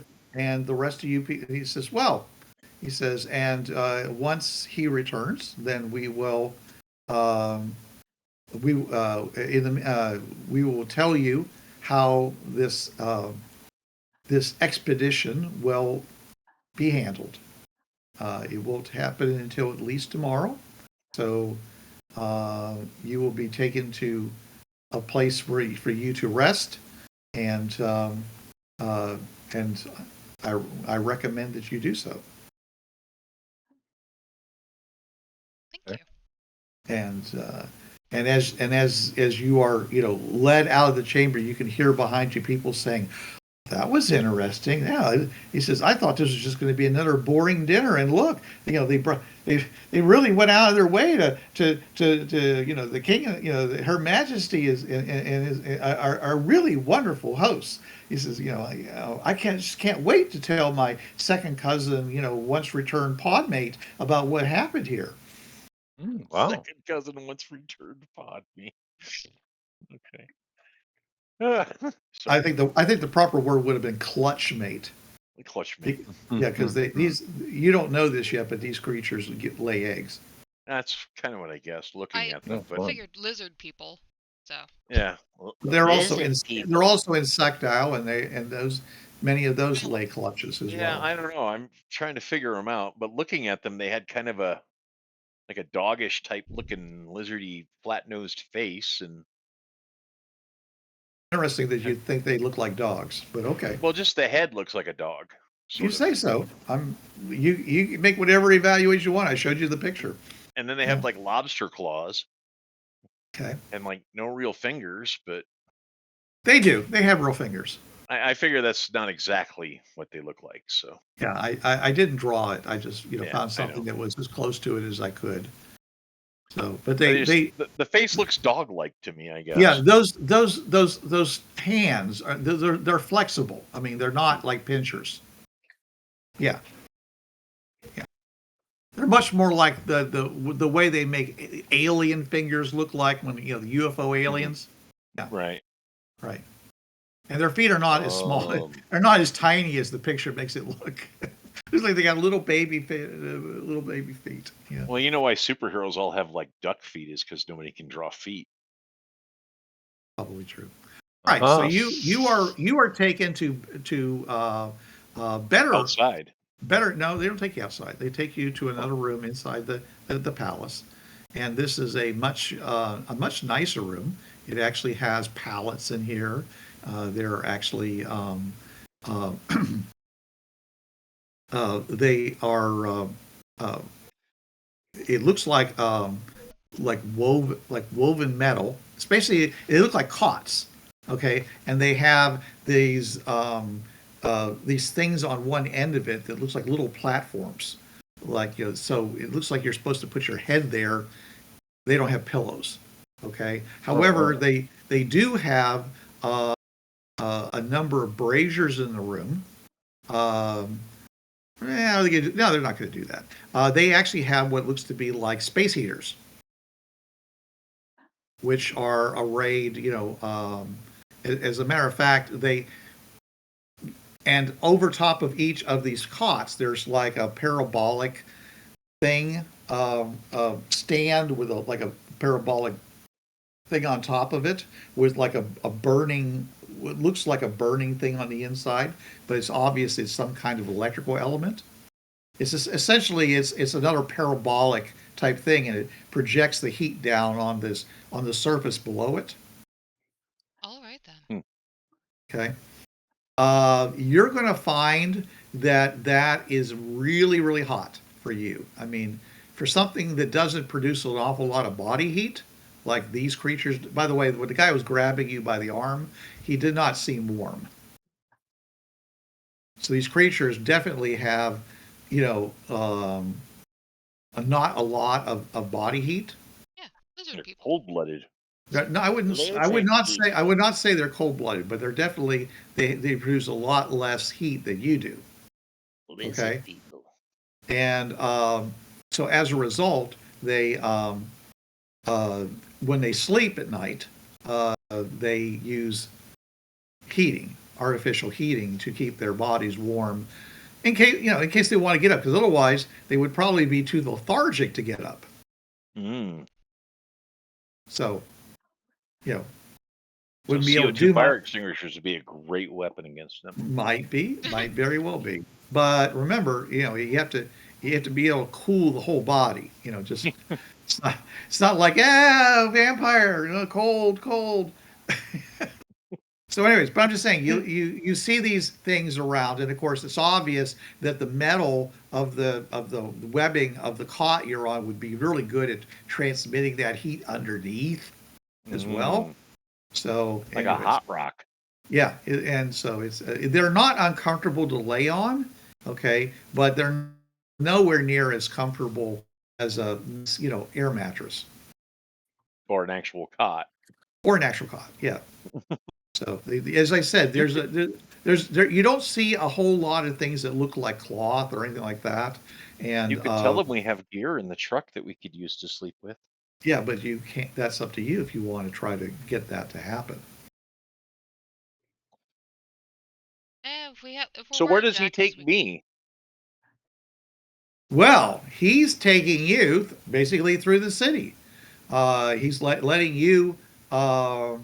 He goes. First of all, he says, "Look," he says, "if anybody sees you, okay, you keep your eyes down. Don't talk back. Let me handle things, and you'll do fine. Just remember, you're meant to be seen and not heard. But definitely let me know if we're I getting will close. do so. If we're not getting you, close. Ken. Talking to Kit. Kit's the one who's being dragged through town by the proctor. But he's like being dragged through town, but Kit's the one actually doing the dragging. It just looks like he's pulling you like an errant child, like a slave that's being, and he even has a little fan out that he's like hitting you every once in a while on the head with. This doesn't get you on a Christmas card list, buddy. He does not respond because he does not understand the joke. He says, "I told you to shut up." If you want to say something, say, "Oh, I'm sorry, master. Please forgive me." How about we go right instead? Because that's where the direction that I'm kind of All right, feeling. so you're going right. All right. So, all right. I want you to give me a luck roll to see if you can actually manage to do this before you run out of steam on your check. Uh-oh. Whee! Let's see. Well, it's only 30 minutes, right? And then it says Right, that's why. 1/15 minutes. So I only rolled a 2. Okay. So you get about half. You get. Let me see here. I'm just going to roll a percentage or something like that. Yeah. And you get mostly toward the edge. You get pretty close to the edge of the city when it just kind of fades away. You get So the I have feeling to that attempt to do it again. you can. Yes. Is there any? Okay. It says casting penalty 0. Yeah. So there's no casting penalty based on time. Okay. But if you do it more than like 3 times, you're going to suffer a penalty to your vigor. Okay. It's exhausting. In other words, it's exhausting. It's a lot of concentration. Right. Okay, so let me try it again. I got a 5 on my D6 on my hero dice. Okay. That's only going to be 100 feet. That's fine. Am I getting anything within 100 feet?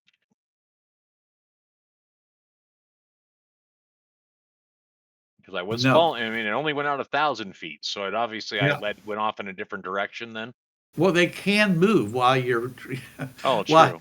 Yeah. So I mean, Okay. and so the answer is my third attempt then, which right? will make me tired if I don't get it this time. Well, you can still do it. It's just going to be taking minuses, more minuses. I'm going to do a Benny. Okay. Oh, I'm going to Benny again. Third and final Benny. Only 2. 6. There we go. And roll again. And a 5. 11. Boom. Suddenly, it's the hot potato roars back into your head, feeling. Hot potato. All right. And I start trying to track it down.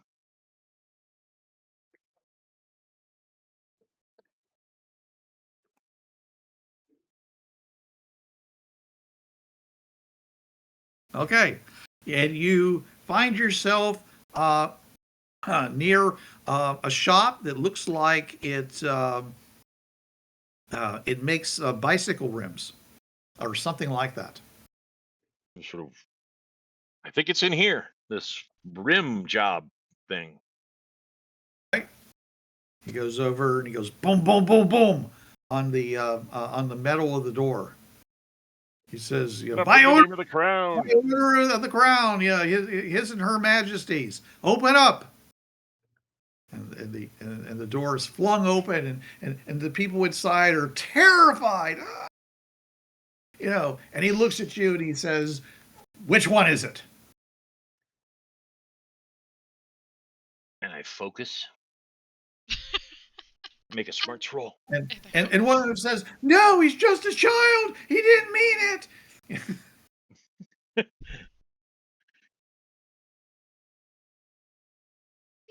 I'm going to spend a penny on the smarts roll. My last one.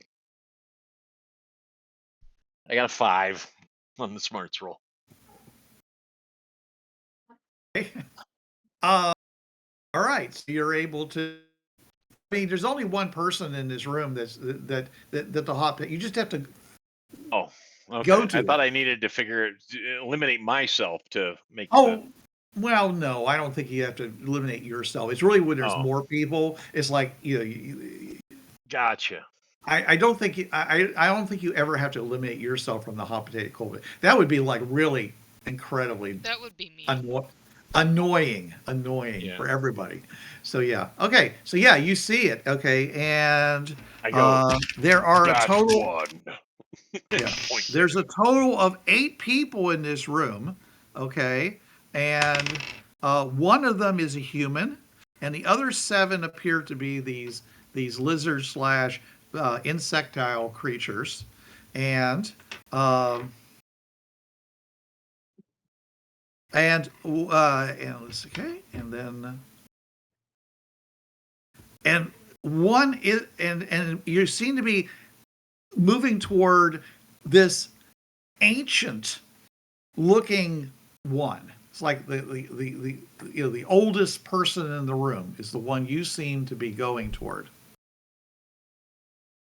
This ancient cruster is the one we're looking for. They go, no, not Grandma. Grandma never hurt anybody. They're all assuming that basically he's here to like do something terrible to Grandma. To kill Grandma. Yeah, Grandma. All right, got and run over punctuation, by punctuation is everything. Let's eat, Grandma. You can definitely see there's some looks of desperation beginning to appear in the faces of some of these people when they think they're about to lose Grandma. Let's eat to this guy who's obviously got the armor and stuff of a high-ranking professional soldier, and. Do you wish to say something to in any way diffuse this situation? Oh, we're not here to kill her. She must go on a magical quest. Not magical. They don't believe in magic. Well, the king and queen don't. Doesn't mean other people don't. No, she must go on a quest with me. They look at it. He says, You're sending our grandmother on a quest with a slave? Well, I wouldn't answer that question. And he looks. He says, "Are you questioning the wisdom and the purpose of his and her royal majesty?" No. And then one of them comes forward and says, "Well, is there perhaps a reward for going on this quest?" And he's just kind of like, you can see him, his eyes going, reaches into his pocket, and he pulls out a coin, and he says, "Here, may your lives be blessed from this day forward." What kind of coin is it? It looks like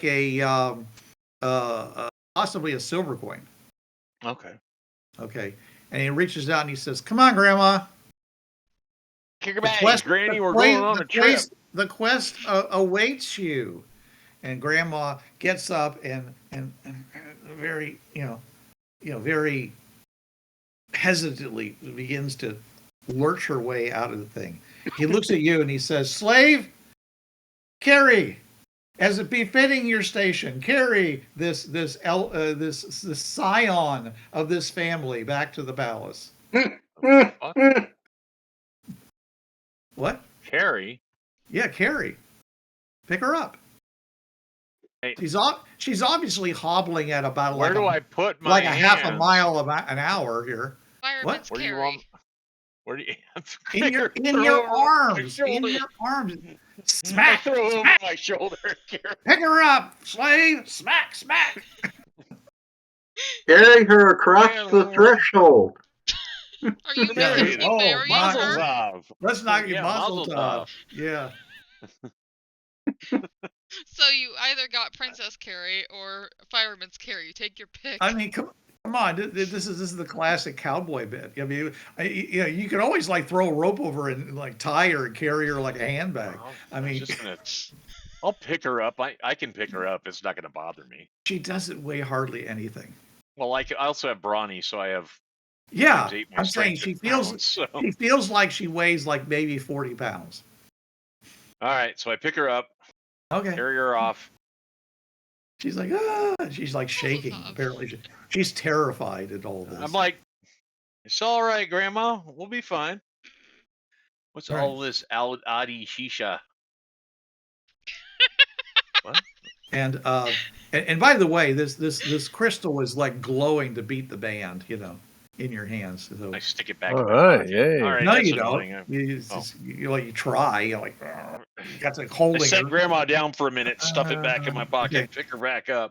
All right, and then basically let the proctor drag you back to the castle because you have no clue where things are. And even though there is light from the sky and there is light from some of these houses and things like that, the streets are very dark.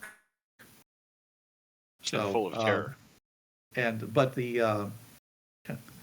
But it's so you have no idea where you are in the city. So Okay. he leads you back to the main thoroughfare and proceeds to again drag you to when he gets back to the main thoroughfare, he basically lets go of you and says, "Follow me, slave," and he just starts walking back to the thing, and people are like looking at all this, and just saying, "Hey, pony rides," except they don't use the word pony. But anyways, yeah, they She's not on my shoulders. no, Oh, you could have given her a piggyback ride too. well, there was that was a I possibility. forgot about piggyback rides. She could have wrapped all four of those arms around you for safety. Yeah. Anyways, so you finally do get back to the castle, to the thing, whatever, and he basically goes and hands her off to a servant, and says, "All right, they'll take you to the chamber where you're staying for the night. She will join you again in the morning." Right. And off you go, and then you can come back and tell the rest of the team what's happened and your success. I do. I say, well, I found the Fringeworthy, The old crone of a- the oldest damn member of lizard thing I've this seen city. in my life. Yeah. it's Oh, like- is it older than that Polish fellow? He was like in his 60s. This thing was between ancient and dead. Oh my word. there was definitely an aspect of decrepitness onto this old crone. That son of a bitch hits me with a fan again. I'm going to stuff it up his orifice. But Because the fan was made out of metal, so it was like, it? It was like damn! I mean, it was beat that boy within an inch of his life. It was flexible metal, but I mean, it did have a little bit of a smart to it. I'm gonna smack that son of a bitch right upside Yeah, the head. as I explained many times to people, it hurt, but you were not injured. It's like someone slapping your Ken hand. called us useless. All right. Good So, do you have guys Good have night, anything? Ken. Yeah, anything? Oh, did Ken leave again? I Yeah, he guess says so. this Yeah. is I- this is useless. I will see you next week. I guess he was having sound issues. Oh, okay. Oh my goodness. Are you, I are you in an airplane or what? Why are you in an airport parking lot, by the way? okay. That's a weird place. He's going to visit his family. Oh, Oh, His cool. family All right, lives okay. in like New Jersey. Oh, wow. yeah. What exit? Oh, he's going to Joycey. Yeah, I Oh, think so. that old bit. Yeah, I'll tell you. Sure. Yeah. What exit? All right. So, do you guys have any plans or how you're planning on doing this presentation once you get to the portal? Because now Sure. you've got somebody who's going to be able to see it. You know that, Yeah, right? this is pretty cool, actually. I think. Well, I got to figure out: are we going to be able to drive our truck back to the portal? You have no idea. You may be doing this on We foot. can't walk there because it's a number of days away, and old grandma won't make the trip. I mean, she'll just be dead. I think they're going to out of game. I think they said they were going to take us to the portal, take us there. I don't think we'll be allowed to take our truck there. You're probably We'll going to be see. on one of their big electric vehicles. All right, then I definitely want to get a backpack before we go because I'm not sleeping on the ground without nothing. And then after this, Without your inflatable mattress. I just need a sleeping bag. But I mean, it's Backpack. better than this ground or this Sleeping bag, bench. please. I need my stuff. Can't wander off into the wilderness without my stuff. Oh, you You know, American. I think we You know should what? take the truck because it'll be an experience for the lizard dude too, for the The proctor. lizard lady. Lizard, well, both the lizard lady and the procto. Of course, where I come from, procto is a totally different thing than what that is here. So, Okay. Dr. Jellyfinger. All right. Well, then uh, morning comes sooner than you expect, only because it's not a great sleep you're doing because you're not. Yeah. It's unusual. Like I said, it's either too hot or it's too cold, or it's too hard. You're looking around for that Goldilocks place to and so. And let's say the ground is stone, and so anyways, but there are a larger number of slaves. You do all seem to have at least one attendant, one human attendant, who's basically laying at the foot of your bed, awaiting your command. Now, are there guards in the room with us? There are As no well? guards in the room. There are guards outside the room. Outside the room. Okay, so with the human attendant, I mean, obviously we have a little discussion about what we've experienced and what I experienced and all that. Mhm, mhm. And I'm like, well, I mean, hopefully we can, convince them that this is a real thing. I mean, we have one guy watching us disappear, and then old grandma will be able to see the other side Mhm. and come back. So that'll be something. Um, okay, human guy, servant dude. You. Okay. He says that if it pleases you, you may call me Azam. And you Okay. know that means boundless, limitless. That's his name. Oh, wow. Boundless, limitless. Just like many like many people's names actually mean something in their in their What do you in their what do back. you what do you unbound by? Uh, Death. I am not dead. Fair enough. I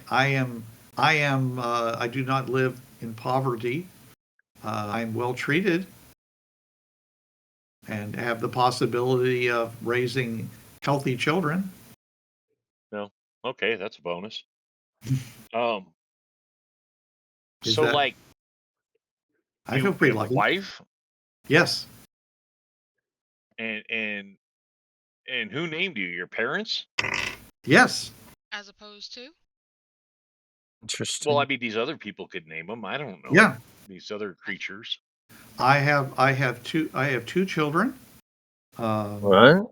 One of which will probably replace me, and the other one will probably go to work in the mines. I would much Okay. prefer that than to work as a border guard, to be a border guard over at the land of the dead. So they use slaves for that. Well, they are they consider us to be a better Expendable.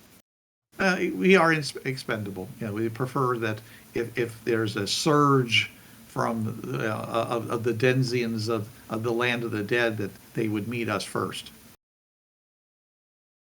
So what can you tell me of the story of your people? Um, a, he will basically tell you the same story. They've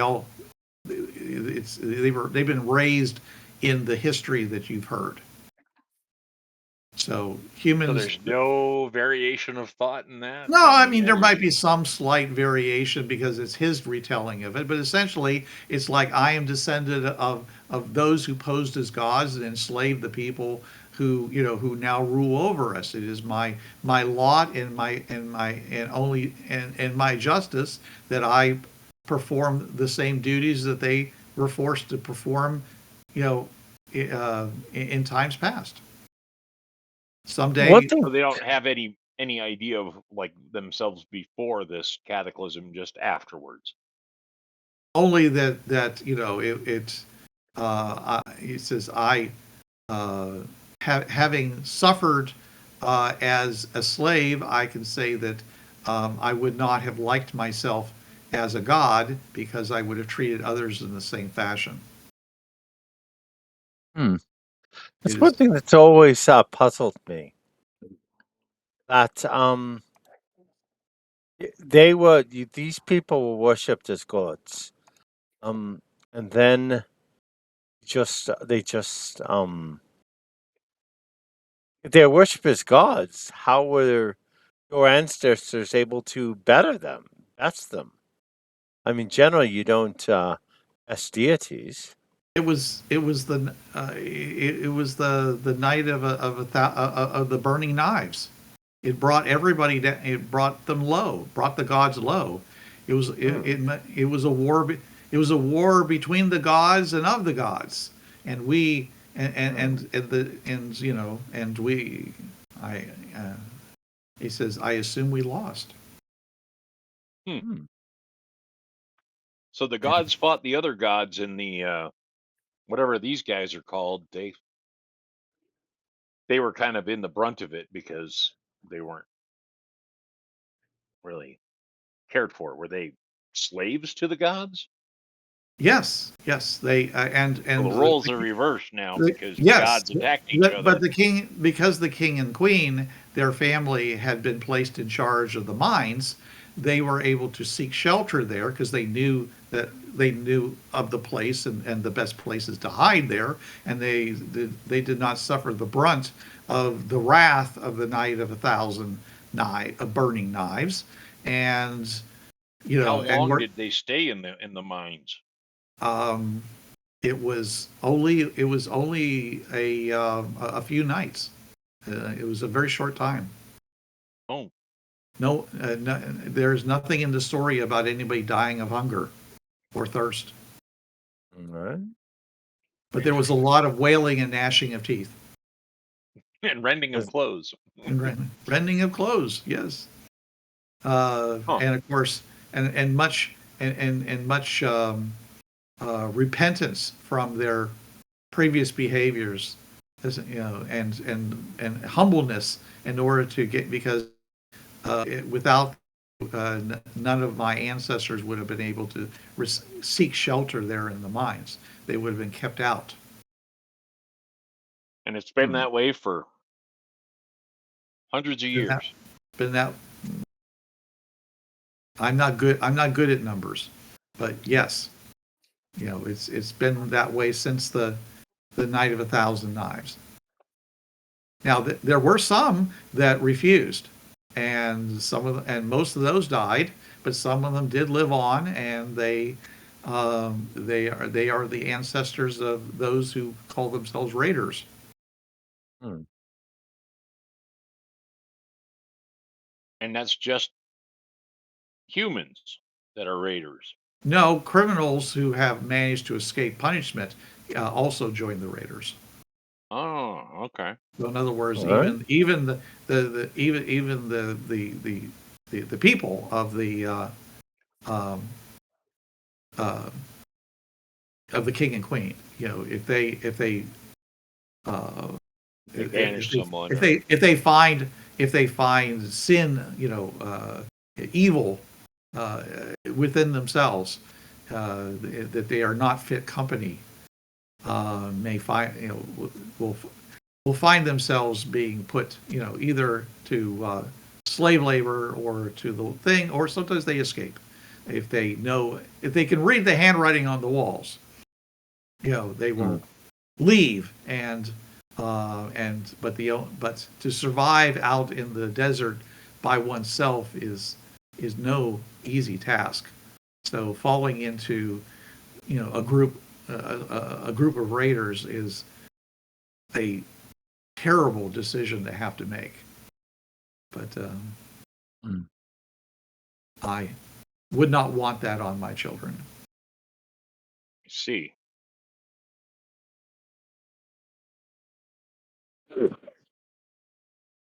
And which king are we on? Or I mean, how many kings have there been? Are they I'm not good with numbers. are these are they long lived? Are they long lived? Yes. Do they live What? longer than humans do? Mm,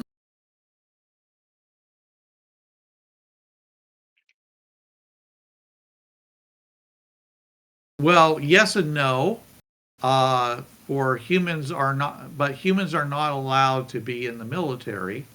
So if you're in the military, you're probably going to live less long, but there's much more honor in it, and much better, much better lives, while you're still alive. And of course, your children and your spouses will be better treated after your death. So I would say overall, but the kings and queens, they always live long. Hmm. What happens to the families of people that leave and join the Raiders? Oh, if they don't leave with them, they would be put to death. They would probably be taken.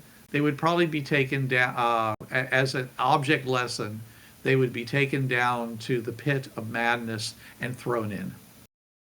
Oh. Mm. The pits of madness. Yes. Hmm. They are not. That's They would not. They would not be considered worthy to even live the life of a slave. that's Even if many days travel from here, is it not? It is. But it's all the more opportunity for to dwell upon the failures that brought you to that point. See. even if they didn't know. Well, I mean, I'm assuming they're convicted of a crime. Well, if their spouse runs away after being convicted of a crime or would have been convicted of a crime, they are considered complicit. I mean, after all, people talk to each other. So the spouse, There are no secrets inside of families generally. I believe what he's saying is that if you do the crime, you're dooming your family. So that would be, I mean, that's even more of a deterrent, in my Oh, opinion. But only if you don't do the time, so to speak. If you leave, you're leaving them to do the time, essentially. And it's going to be the worst. It's going to be let's say something like being thrown into the pits of madness. so that's a pretty serious decision to make a run for it, I guess. Mm-hmm. Mm-hmm. It's considered a total lack of character to not protect your family by bearing the brunt of your judgment. Hell damn. We may be slaves, but we are as noble as those who rule over us. Good for you. They got pride. Don't let them Lick my dick. It's a good mentality. And by the way, that particular slave actually does have a little flashlight. Ooh. Oh, wow. Yeah. Jason. Little flashlight. It has a little flashlight. Lights up.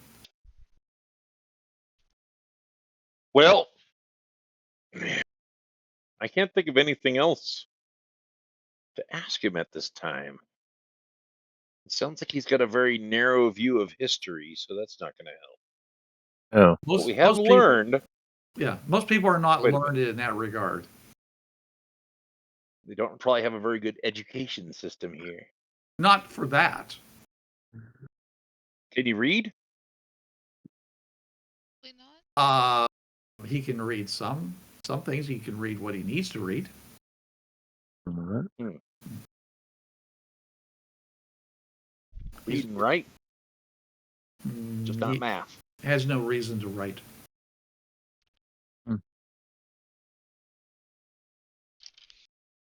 Are you religious? Do you believe in something?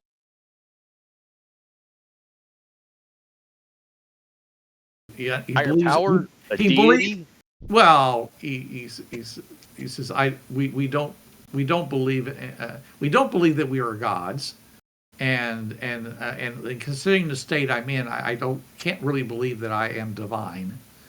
So, and the divine spirit. I you know what? No. Like the band Jesus, or I do. We do believe that there are evil spirits in this world, that may, unseen forces and things like that. What about good spirits? I mean, after all, it means something. There are some. There are things that are beyond our knowledge, and I mean, what evil, what fell instrumentality would cause, would power the pits of insanity. I mean, is that some kind of a mechanism, or is it the groaning of the planet itself once it was struck by the million flaming knives? I do not know.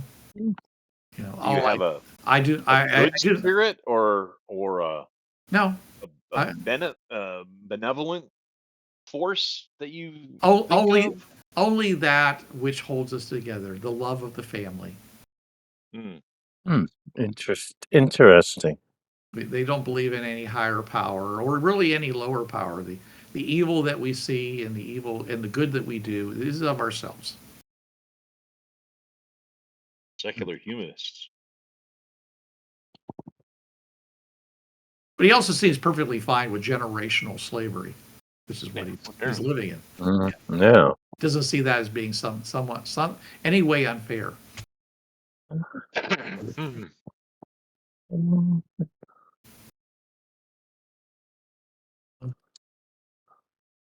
Well, okay, so we'll stop here, and you guys, very good. You can plan for the next the trip back down to the portal, and all right, and you can decide what you're going to do there.